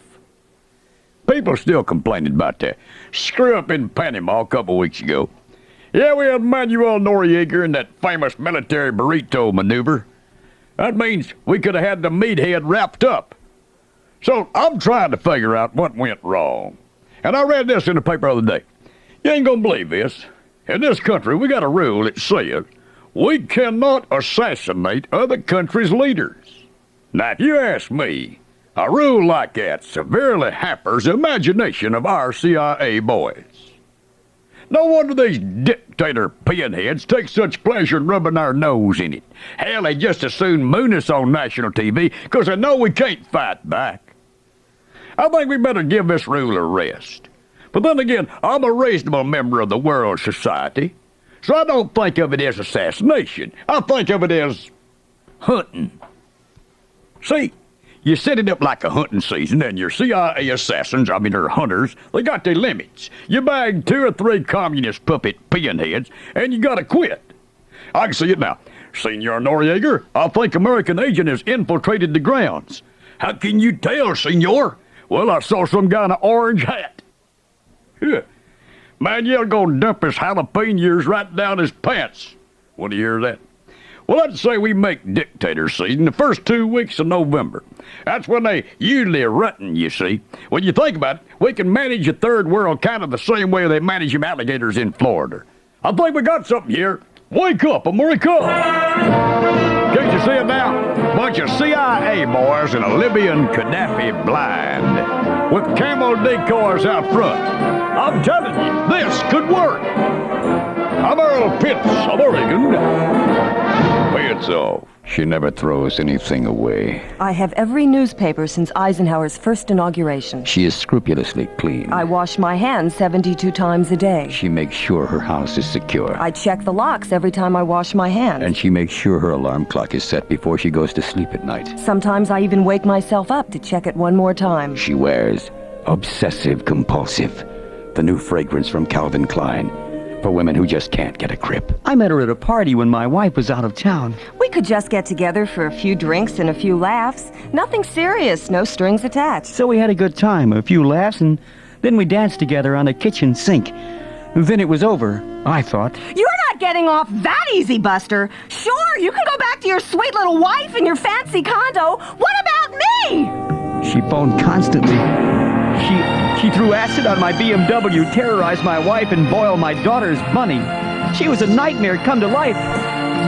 But there was something about her fragrance. Calvin Klein's fatal obsession for women who will not be ignored. There she was, tall and gangly, with hair the color of an open-faced grilled cheese sandwich. One of my socks is blue. The other one is green. I have another pair just like this in my underwear drawer. She speaks. What a rhapsody. I missed the bus. Now I'll be late to my auto harp lesson. My angel, let me be your love slave. I wonder what they make jujubes out of. Was I driven to madness by this prosaic creature? Gilbert Gnarley's Incomprehension. The fragrance for women who absolutely have no idea what's going on. From Calvin Klein and Burbank Eyelight Industries. You know, Doc, a recent government survey shows that 700,000 young American males are in high risk of catching AIDS. They claim to have at least 10 sex partners a year. Now, we wondered just how accurate this survey was, so we placed a hidden microphone in a bar as the interviewer entered. Now, we know it's illegal, but after all, we're Geraldo Rivera kinds of guys who adhere to the journalistic credo, your right to know supersedes your right to exist. Doc, if you'll start the tape, we'll hear what happened in that bar. And there's a survey was being taken here. Go ahead. Hello, guys. Like, hey, it's a foxy-looking fox, and she's talking to us, dude. Wow. I'm taking a government survey on the number of sexual partners that Americans have. What is your name? I'm Zitzo. Mr. Zitzo, how many sexual partners do you have in a year? 10. Wow, only 10 a year? Well, I meant 10 a week, so that's like 520 a year. Yeah, that's it. 520 women. That seems mighty high. And your name? I'm Blimpy. Mr. Blimpy, how many sexual partners have you had? About 10 too. Well, he's just saying that, dude, so you think that, he keeps up with me. Oh, but I meant 10 a day. Wow! Hey, how could you have 10 chicks a day? You spend 90% of your free time in the bar here watching football and eating. Yeah! Yeah! It all happens at work. I'm a cable installer, and you know how many bedrooms cable installers go into a day. Oh, wow. And you, sir, what is your name? Wow, she's talking to me. I'm Pinhead. You seem to be the level-headed realist of the group. There is one. How many sexual partners do you have? 10. 10? An hour. Oh, you don't have 10 babes an hour. You've been with us all night. Hey, where do you think I go when I say I'm off to go to the bathroom? I'm hustling chicks. Oh, gee, dudes, I just remembered some more girls that I had. Could you put me down for 10 every half hour? Yeah, Okay. So between the three of you at this table, you've had, 1,672 women this week alone? Yeah. That's it. Well, thank you for your help. Wow, she believed us. Of course I believe you. I was hired by the government to make an accurate survey, and I'm sure it is. Oh, yeah? What's your name? Sheer height. And by the way, to our more active interviewees, the government is passing out these patriotic red, white, and blue condoms. Wow. What do you do with these things? They're shaped like your nose. Well, mine even has a little silver eagle on the package. It's not a silver eagle. Oh, it's a hidden microphone. Well, that's where we lost the transmission. But as you can see, I think we've discovered an even more effective weapon in the battle against AIDS than condoms. What's that? Bragging.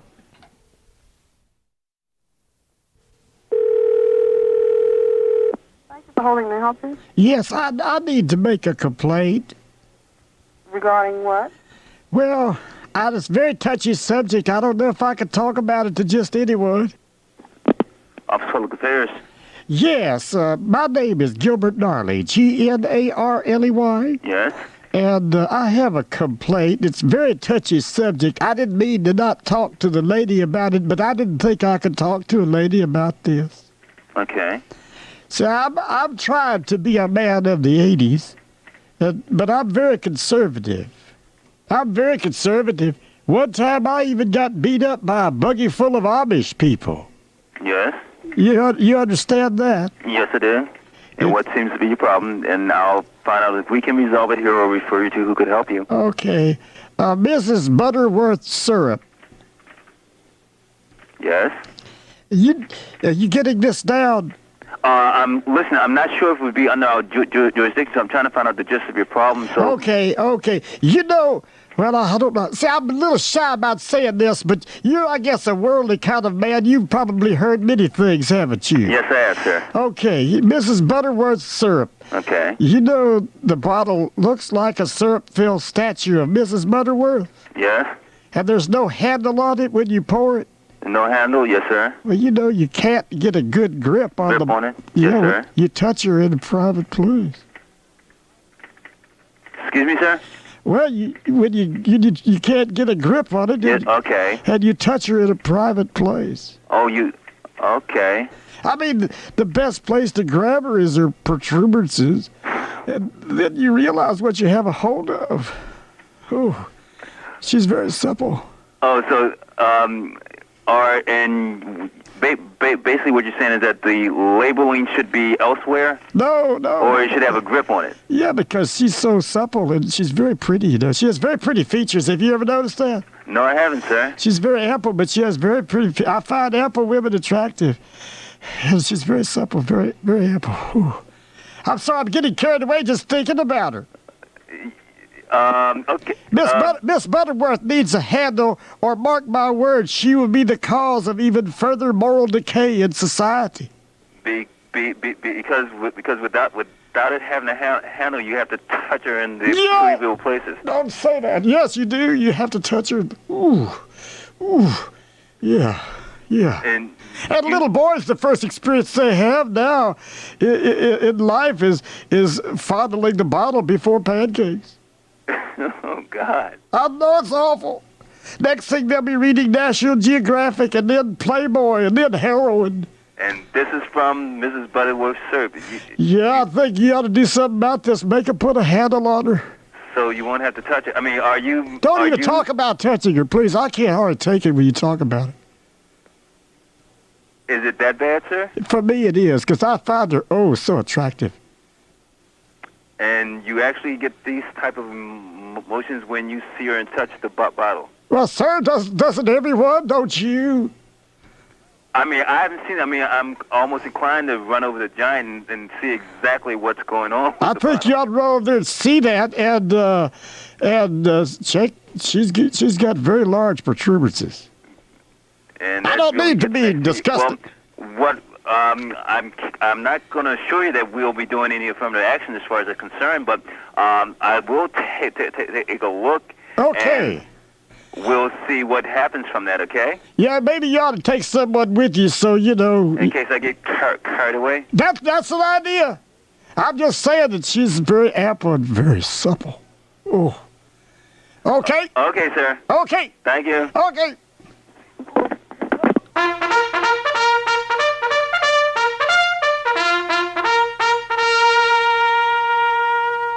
You know what makes me sick? You know what makes me so angry? I just won't ticket a dozen troopers for doing 14 donuts in a dozen donut zone. I get nailed coming home from work last night by Johnny Law. Well, that bubble starts a-whirling. Mr. Police spit-shine donut jelly on his chin himself come walking up to my pickup window, and he said, "You know, sir, you was doing 45 in a 35-mile zone." I said, "Officer, cuff me and beat me. I'm obviously a threat to society." He said, "Ain't no reason to get smart, mister." I said, "That's true. Look who I'm dealing with." Well, he didn't get that one, so I started in on him. I said, "Okay, officer, I'm coming clean. Yep, I was doing 45 in a 35-mile zone, but let me tell you something. I've been driving by this way from work for the past 15 years, day in, day out, 5 days a week, 6 when we get overtime, except for those 2 weeks every summer I get off on vacation. And I'll tell you, officer, I'm confessing here, every day for them 15 years, I've been doing 45 in this 35-mile zone. Fact is, if you want to add it up, all accumulated, you got me for going 3.5 million miles an hour over the speed limit.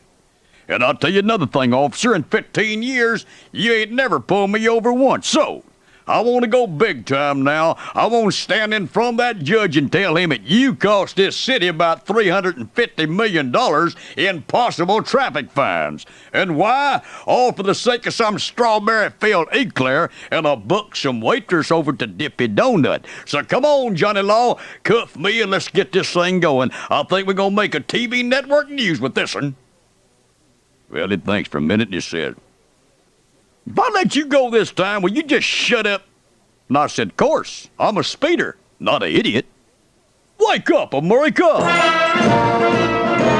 Now, I ain't saying the same story will work for you, but it has the last 12 times for me. I'm Earl Pitts, American. Pitts off. Ladies, are you dissatisfied with your figure? Does your bust line look like a walking topographical map of western Kansas? Well, now you can fix that in a flash with the amazing new Lee Press-On breasts. Go from flat to fabulous in just a matter of seconds. Each pair of Lee Press-On breasts comes with self-adhering Velcro tabs.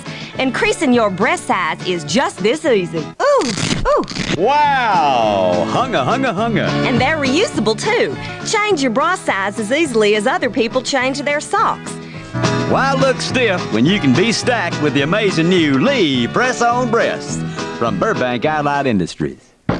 Doc, you can't bring a wheelbarrow into the studio. Hey, I have to, Gary. I can't carry this huge commercial in by myself. That's a commercial? Well, yeah, I think it's for that new mini-series that started Sunday night.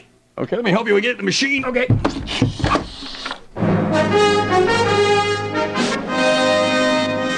Tonight, the biggest mini-series of all time continues. Herman Wouk's monumental War and Remembrance and a Little More War.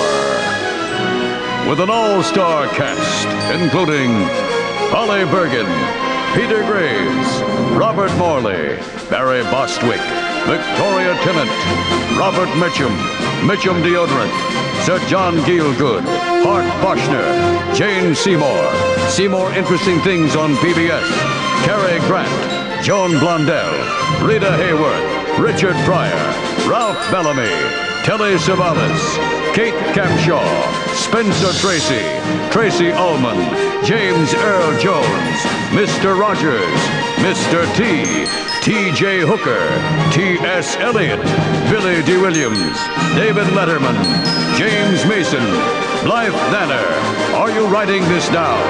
Dennis Hopper, Larry, Curly, Daryl, Bert Lancaster, Lucille Ball, Brett Mossberger, Ozzie Nelson, George Papard, Yul Brynner, You'll Be Bored, You'll Watch Police Academy 3 instead, Spencer Tracy, Robert Young, Mighty Joe Young, Suzanne Summers, Shelley Winters, Shelley Fabre, Errol Flynn, Anthony Quinn, Doctor Who, Bill Bixby, We're Losing a Bundle on This, Frank Sinatra, Chuck Norris, Bruce Lee, Can Someone Lend ABC a Couple of Bucks?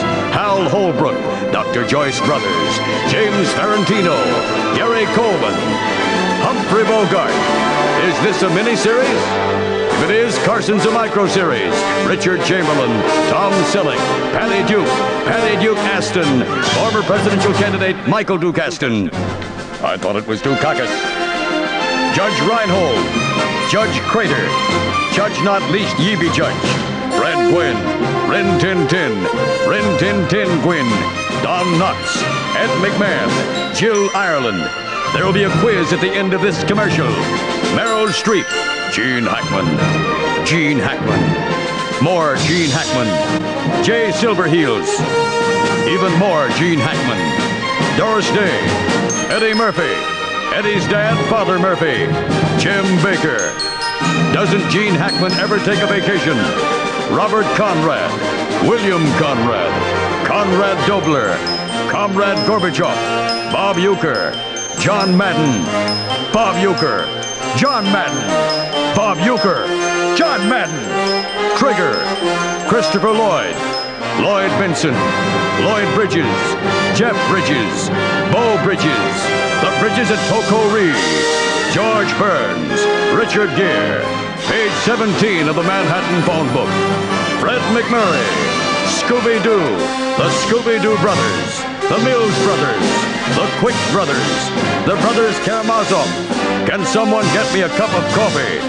Pat Sajak, Vanna White, James Brown, Red Fox, Bob Denver, Whitney Houston, Grover Cleveland, David Niven, Bobo Fraggle, Ray Walston, Leonard Nimoy, Larry Hagman, Rose Marie, Oliver North, Captain Kangaroo, Kathy Lee Crosby, Kathy Bing Crosby, Kathy Bill Cosby, Jimmy Swaggart, Margot Kidder, Bob Braun, Grace Kelly, Gene Kelly, Jack Lord, Andy Griffith, He-Man, Terry Bradshaw. I have to go to the bathroom. Can someone stop the tape?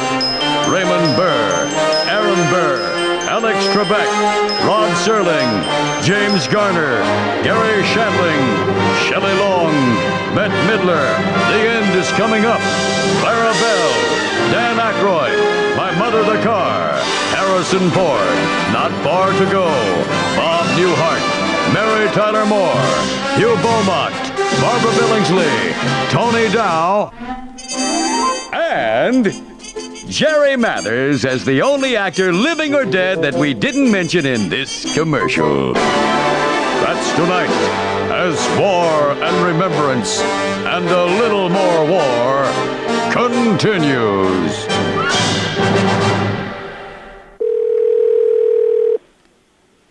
Thank you for calling Shop Television Network. This is Sherry. How may I help you? Hi, Sherry. How are you today? I'm fine, thank you. I certainly do enjoy your broadcasts. Well, great. We're glad to hear that. Thank you. Hello? Yes, hello. Yes, was that it, or can I help you with something? Well, I'm just browsing right now, just sort of looking. Oh, well, okay then. Well, thank you. Well, I might order something though. Uh-huh. I can't see the screen from the phone. What's on right now? Okay, right now I'm not viewing the show. If you'd like to hold on, I can check and see. Yeah, 'cause I might buy it. Okay, just a moment. Stand by me, stand by.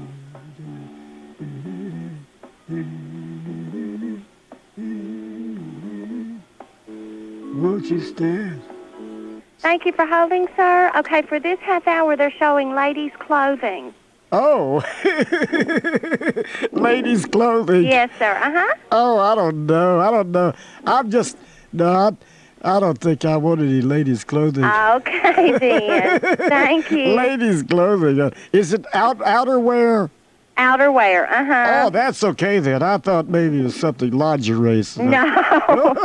No. Okay. Thank you. I'm just looking. All right, thank you. Thank you. Bye-bye. Bye.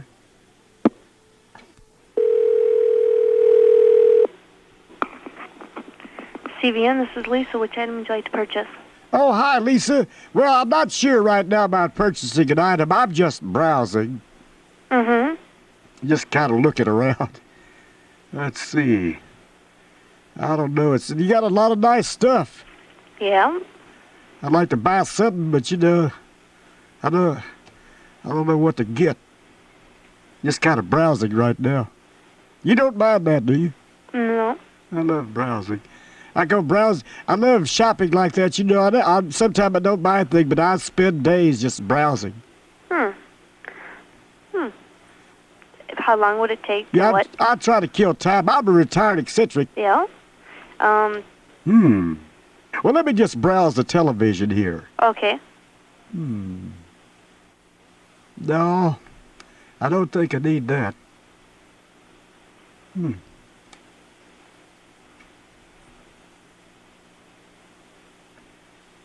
I wish they'd move on to another item here.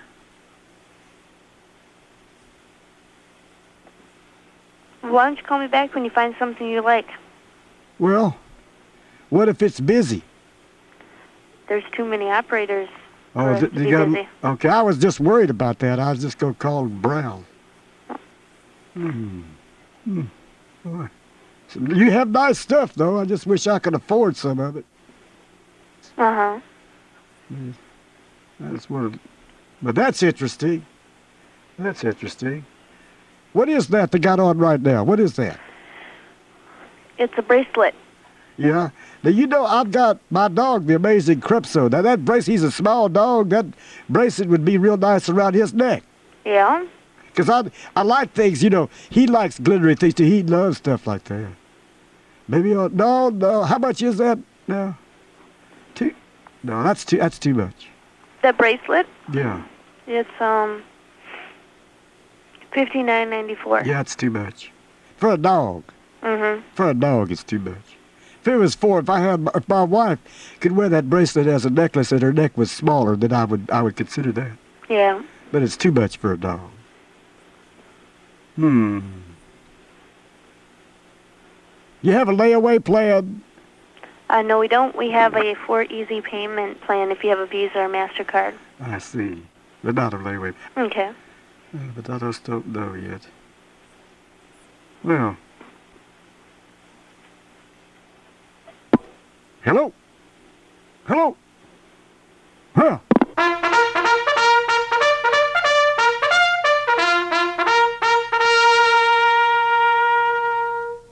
makes me sick. You don't make me so angry. I just won't clean my ears out with the help of an 80-pound air compressor. Ain't nothing worse on this earth than some free-loping, cheese-head neighbor what takes the opportunity when you're away to prance over to your house to show your old lady his new power tool. I mean, he wants to show he's got a better tool than you. Makes me sick. I come home other night and Pearl says, Eric, while you was at work, the sink sprung a leak. So I called John Charman 'cause he works second shift. Anyhow, he come over and fixed it. And by the way, Earl, you know he's got a 1/2-inch Black & Decker reversible cordless drill? So I'm steaming. I say, Pearl, two things. It don't take no 1/2-inch cordless reversible drill to change a washer in a sink. And number two, it don't matter what kind of tool a man's got. It's how he uses it. I mean, I could out-repair John Charman with a Phillips head screwdriver and a strip head and a roll of electrical tape. Oh, no. Some men's like that. They can't wait till you turn your back so they can wave a new power tool in front of your wife's face.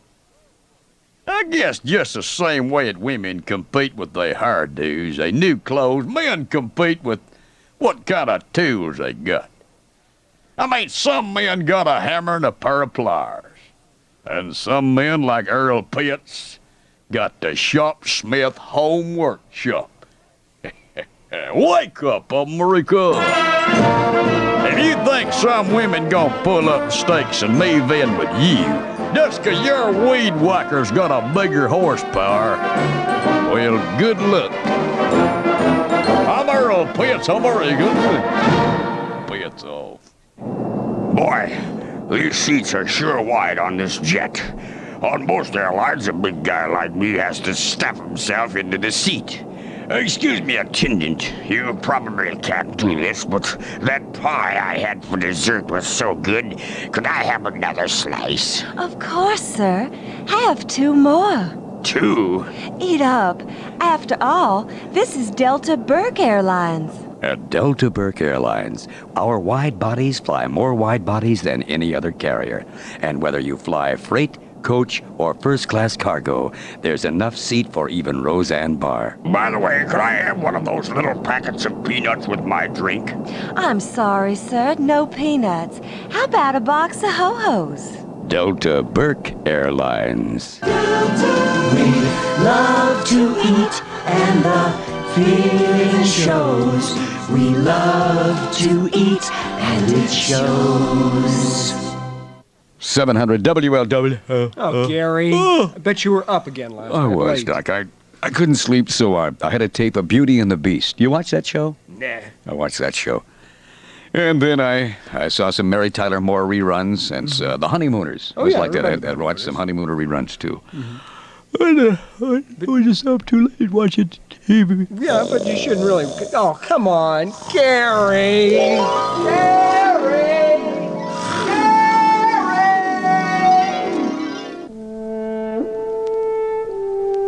This is her world, the seat of power and wealth, the world of bright lights and reruns. Her name is Mary. She's the beauty. This is his world, a world of darkness and shadows. A moist world of mystery and funny, unidentifiable smells. He lives in the sewer. His name is Norton. When their two worlds meet, it's Perky and the Beast. Oh, Norton! Oh, Norton, yoo-hoo! Oh, dear, where are you, Norton? Hey, Mary girl! Oh, Norton, it's so dark down here. Why don't you come to my world, the world of light and sunshine? Hey, people in your world wouldn't accept my appearance, Mary girl. They'd look past the beauty in my heart and only see my exterior. Perhaps they might accept you if you had a nice flea and tick bath, Norton. There are those who see beyond the external appearance.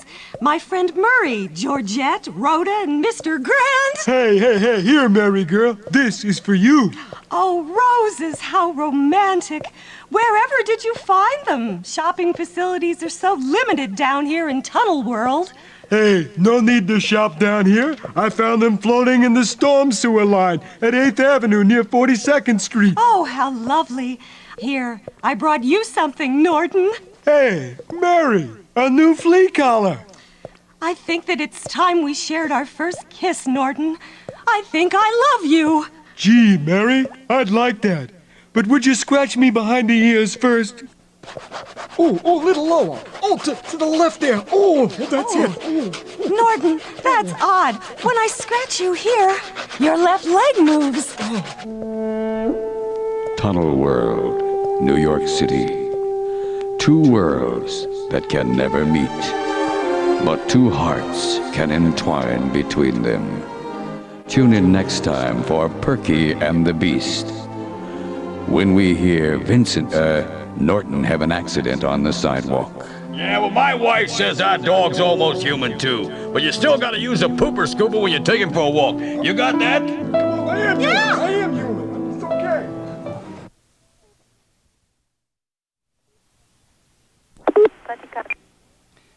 Yes, hello? Hello? Yes, I'd like to speak with the Pope, please. Hello? Yes, hello. May I speak with the Pope? It's not possible, sir. You have to do it in writing. You see, at this time, the offices are closed. It's better to call in the morning.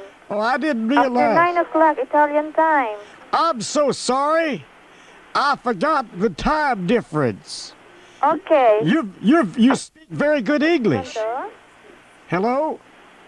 For a moment, Pronto?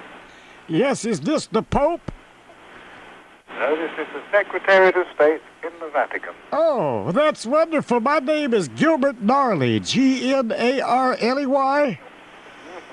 And I'm so sorry what I did. Have you heard of me yet? No. Well, I thought the word would have already filtered through there to you by now.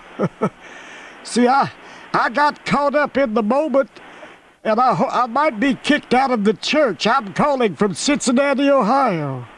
I see. And last Sunday I got carried away at church, and I was asked to leave when I tried to start a wave during the communion. Uh-huh. And, are you a football fan?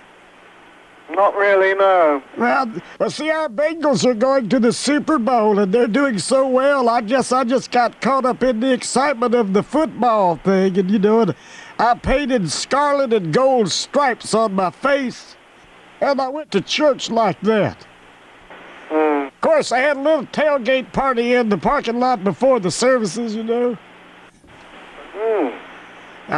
Yeah, my banner said, "Kick Satan's butt, no bad Catholics." See, I made the first letters of the no bad Catholics real big, I had spelled out NBC because I thought they might cover the service. And then I put high Trumpy on it. I didn't, well, and I know. Well, now. I feel so bad, and that's why I'm using all my money to call you up. Well, you better tell the pastor, hadn't you? I know now it was wrong during the services to keep flashing that sign that said, "Welcome to the cathedral." Well, it'd be better if you went to see the pastor. Yeah, maybe I should see him. And I repent for hiring Crazy George to beat on the drums as they were passing around the offertory. You should. But the Pope doesn't know about this yet. No. Well, No, he'd probably be quite sympathetic. Yeah, I think you would be. Well, you're so nice, and I appreciate you listening to me. All right. Well, God bless. God bless you. And you too. And I will. Happy New Year. Happy New Year. And I'm so happy now that the Pope isn't mad at me. Okay. Good. Okay. Bye-bye now. Okay. Okay. Okay. Bye-bye. Okay. Okay.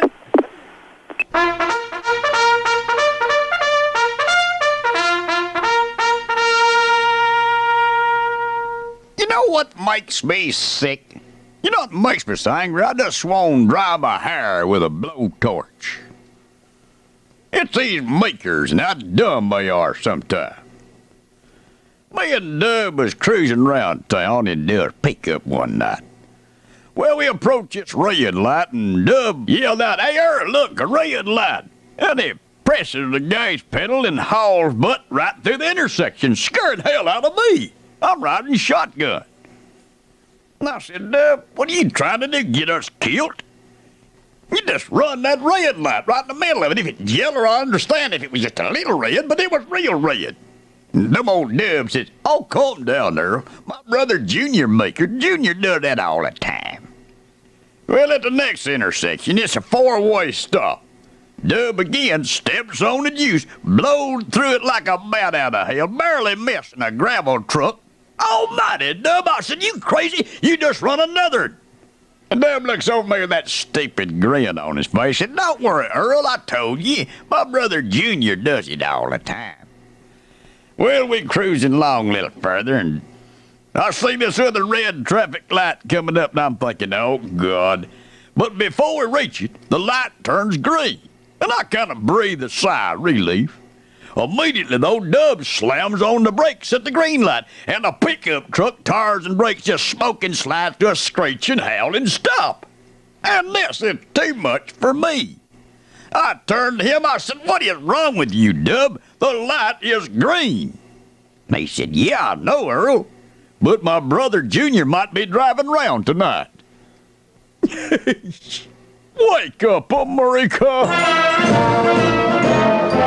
I'm gonna tell you, if dumb come in a can, them makers would be the giant economy side. I'm Earl Pitts of Oregon. Pitts off. The panties. Oh, yeah, the panties first. Ah, yes. Then the stockings. Ooh, yeah. That's beautiful. Okay, now the bra.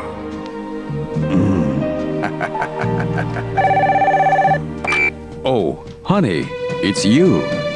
I was just thinking about you. Dwayne, are you wearing my clothes again? Well, I thought you were going to cut that out. If you're dressing in my underwear again, it's over between us. But honey, but... Sometimes the best way to remember your loved one is by putting on her underwear. Burbank Broadcasting and the makers of Jockey for Her proudly present Maiden Form for Him. I can't get this bra unhooked. I can't get it unhooked. This is... Come on. Experience the difference. Bra won't come off. She'll find out. Syndication. The final frontier. These are the voyages of the cruise ship, the Galactic Princess. Its mission: to explore new wealth in television, to provide employment to has-been actors, to boldly insult the intelligence as no show has done before. It's the Love Boat, the next generation. Love. Exciting and new. Come aboard. We're expecting you and love. It's the 25th century. After a hostile takeover, the Federation merged to become Campo Planets, Inc. The Starship Enterprise was converted into an interplanetary cruise ship called the Love Boat. Soon we'll be making another run. On the bridge, the new captain, Jean-Luc Stubing. All the crew has been replaced by a new generation, all except 1. This is the ship's bridge calling the ship's bar. Come in, bar. Can you come in, please? This is Whoopi at the ship's bar, Captain Motherson. Put Scotty on, will you, Whoopi? Yes, Scotty here, Captain. Scotty, beam me up a Bloody Mary. I'm sorry, Captain. No Bloody Marys. We're all out of tomato juice. Damn it, Scotty, we need more tomato juice. I'm doing the best I can, Captain, but I can't work miracles. The dilithium crystals in the automatic daiquiri maker are about to explode. Never mind. Let's get this ship underway. Where's my bridge crew? Jordash, Data, where are you? This is Lieutenant Data, sir. We are on the sun deck. Lieutenant Jordash is testing the X-ray mode on his sight visor. Whoa, here comes the real heavenly body. Check out those photon torpedoes. Sir? My deflector shield is up. Sir, I fail to understand your use of metaphor in describing female anatomy. These photon torpedoes, are they... Data, shut up. You two get up here on the bridge. Our guest stars for this week have beamed aboard and we're ready to take off. Captain's log, supplemental. The Galactic Princess has left Earth and is en route to a tropical resort. Trump Planet 3. Everything is normal. Until... Say, Captain, scope this off the starboard bow. Some jive enemy starship appeared out of nowhere. What kind is it, Data? Sir, it's a Ferengi ship, and they're signaling us on a hailing frequency. Put them on the screen. This is Captain Jean-Luc Stubing of the Galactic Princess Love Boat. You're even uglier than we imagined. Listen, we're a cruise ship. We don't have phasers or anything. But we do have a nice set of photon torpedoes on the sun deck. Speaking of which, we have a hostage. Diana Floy. Diana, you're an empath. You can read their thoughts. What do you read from this Ferengi? You animals. Sir, may I remind you of our secret weapon? What was that, Earth slime? Sir, I am a Klingon warrior. Let me rip out his intestines. At ease, Lieutenant Bork. We've got something even worse. Ferengi vessel. Yes. We offer you a hostage exchange. Diana Floy for one of our guest stars this week. It is agreed. Energize your transporter now. Sir, you didn't. Shut up, Data, and get us out of here now. Warp 9.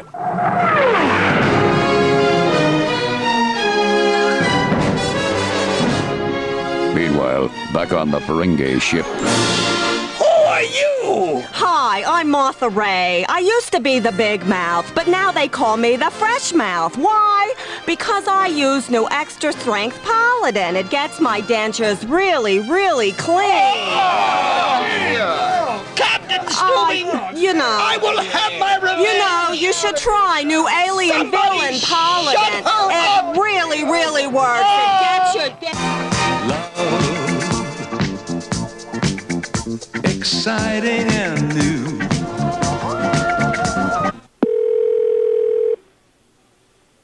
The center. Yes, my name is Gilbert Gnarley, Gnarley. Now, you're going to have to speak real loud because I don't hear so well. I'm calling from the immaculate, pristine, sterile, and clean as a whistle home for retired eccentrics. Okay, what can I do for you? Well, I'm calling to check on the facilities and seating for senior citizens at the upcoming Who concert, and what special provisions would be made for us. Well, do you have seats? Yes, we have our tickets. Now, we have our tickets, but we wondered if you would allow our group in early so we could get to our seats. Because we have a couple of people with walkers and things, and we don't move quite as fast, as other people, and we'd like to get to our seats first. Okay, if you can hold on, I'll have you speak to Jeff. Thank you. All right. Hello? Yes, am I speaking to Jeff? Yes, it is. Yes, Jeff, my name is Gilbert Gnarley, Gnarley, and I explained to this nice lady I've been a Who fan for 25 years, and we have tickets for the Who concert, and I was wondering what your facilities were and if you had any special provisions to be made for seniors, because we'd like to get in a little early so we could possibly get to our seats. Okay, the doors will be opening at 6:30. Okay, do you think there will be a lot of people there then, or? I don't think so, but you want to get around, you want to park early because parking is a problem. Okay, we'll have someone let us off, actually. Okay. We have a couple of people with walkers, and we don't want to leave them behind. That's what happened to Bertie Feltus at the Def Leppard concert. We haven't seen her since. Okay. We think she ran off with the band. Okay. Well, what I can do when you get there, just be there at 6:30 because I don't think it'll be that many people there then. Okay. Now at Madison Square Garden for Metallica, they let us in early. Okay. We can't do that just because they're going to be doing sound checks right up until 6:30. Okay. We go to rock concerts, a lot of us, especially if they have, the word metal or dead in their names, because we don't really like the music. Okay. But it's the only kind we can hear. Sure. Now, will they have a woman on stage doing closed captions for the hearing impaired? No. Well, they did at the Dead Kennedys concert. Oh. Now, would you have an usher let us know about 15 minutes before the show ends so we can start rushing the stage early? No rushing the stage. You're not allowing that? Well, that's good. I'm glad because at Def Leppard, we didn't get to the stage until the lights were on. And they were sweeping up the headless dead bats. I'm sure. Okay. Well, thank you. You've been very nice, and we'll try to be there and try to behave ourselves. Well, have some fun. Okay. Yeah. Okay. All right, bye. Okay.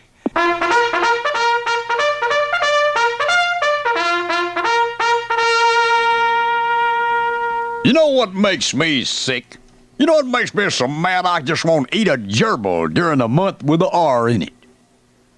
The other day, my old lady Pearl talked me into taking the whole Pitch Clown to the picture show. Now, that ain't exactly my idea of a fun evening, especially since the last time we went, realizing the high prices of things in the movies, I was kicked out for taking in my own snacks. I might have should have left that hibachi at home. Well, we went to see this movie, The Bear. One of them nature flicks these snooty, pure-ear sucking, subtitle-reading, free-pass-grabbing critics rave about. But like all nature movies made by left-leaning Hollywood film school dropouts, this one makes a villain out of the hunter. Now, according to them, bears is fun-loving Joes, whose only crime is stealing picnic baskets. They don't mention these 1,000-pound beasts have claws that'd make Freddy Krueger's soil a week's supply of depend adult diapers. This anti-hunter movement dates back to Bambi. Remember when Bambi's mom caught a bullet right between the eyes? Everybody got all misty-eyed, except me. I jumped up and yelled, "Good shot!" Man, I got pelted by so much popcorn Orville Redenbacher still gives me nightmares. But what them Disney people didn't show in that movie was right before Bambi's mother, Jane Doe was her name, I assume, met her maker, she dashed in front of a tour bus, causing hospitalization of 17 sweet little old gray-haired grandmas. And now Pearl don't like for me to go hunting because she's worried about cruelty to animals. Jeez, what a world. Wake up, America. Hey, I like Bullwinkle cartoons, but I still hunt mooses. But I made a vow I'd never gun down a moose wearing a "What's the matter you" sweatshirt. And I never have. I'm a Pizza American Pizza. This is an important announcement from your phone company.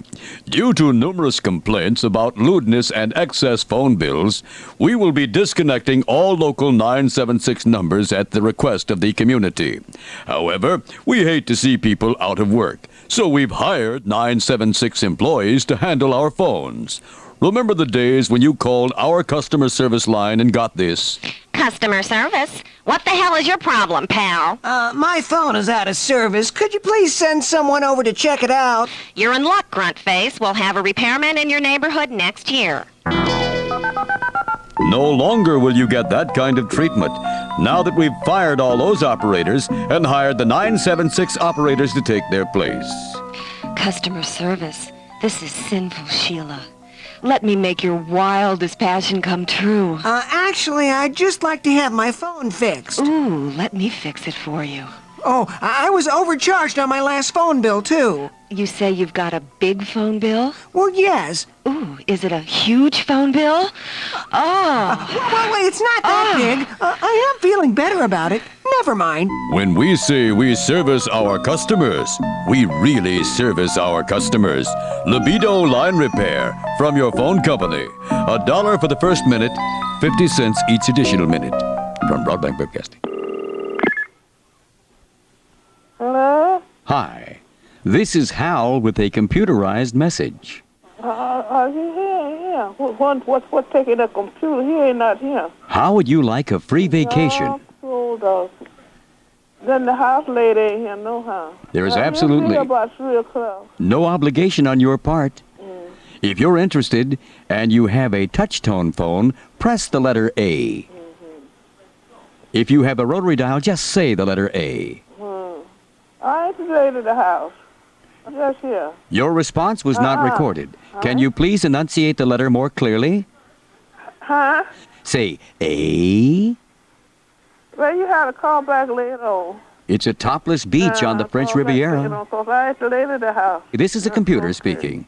Thank you. Hello? Hi, this is Hal with a computerized message. How would you like a free vacation?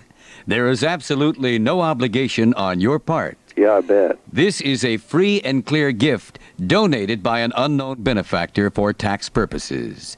If you are interested in receiving this gratuity, please press the letter A. If not, press the letter B. Thank you for pressing the letter B. Hey, wait a minute. We're they're the sorry same to have button. bothered you. Hey. Thank you for pressing the letter A. Now, if you answer this correctly, you will win. The least used letter in the English alphabet is either the letter Z or Q. If your answer is Z, press the letter Z on your phone now. If your answer is Q, please press Q. Hey, my phone doesn't use either You one of them. have 5 seconds.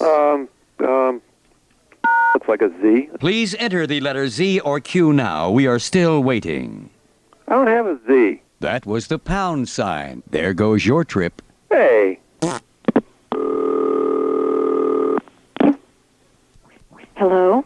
Hi, this is Hal with a computerized message. How would you like to win a free vacation to the French Riviera? There is absolutely no obligation on your part. This is a free and clear gift donated by an unknown benefactor for tax purposes. If you are interested in this gratuity, please press the letter A on your phone. I don't have If you don't have a touch-tone phone, please say the letter A. A. Your response was not recorded. Please enunciate the letter more clearly. Say A. A. Good. Now, repeat after me. The 6 sheep sick. The 6 seat sick. Your response was not recorded. Please enunciate more clearly.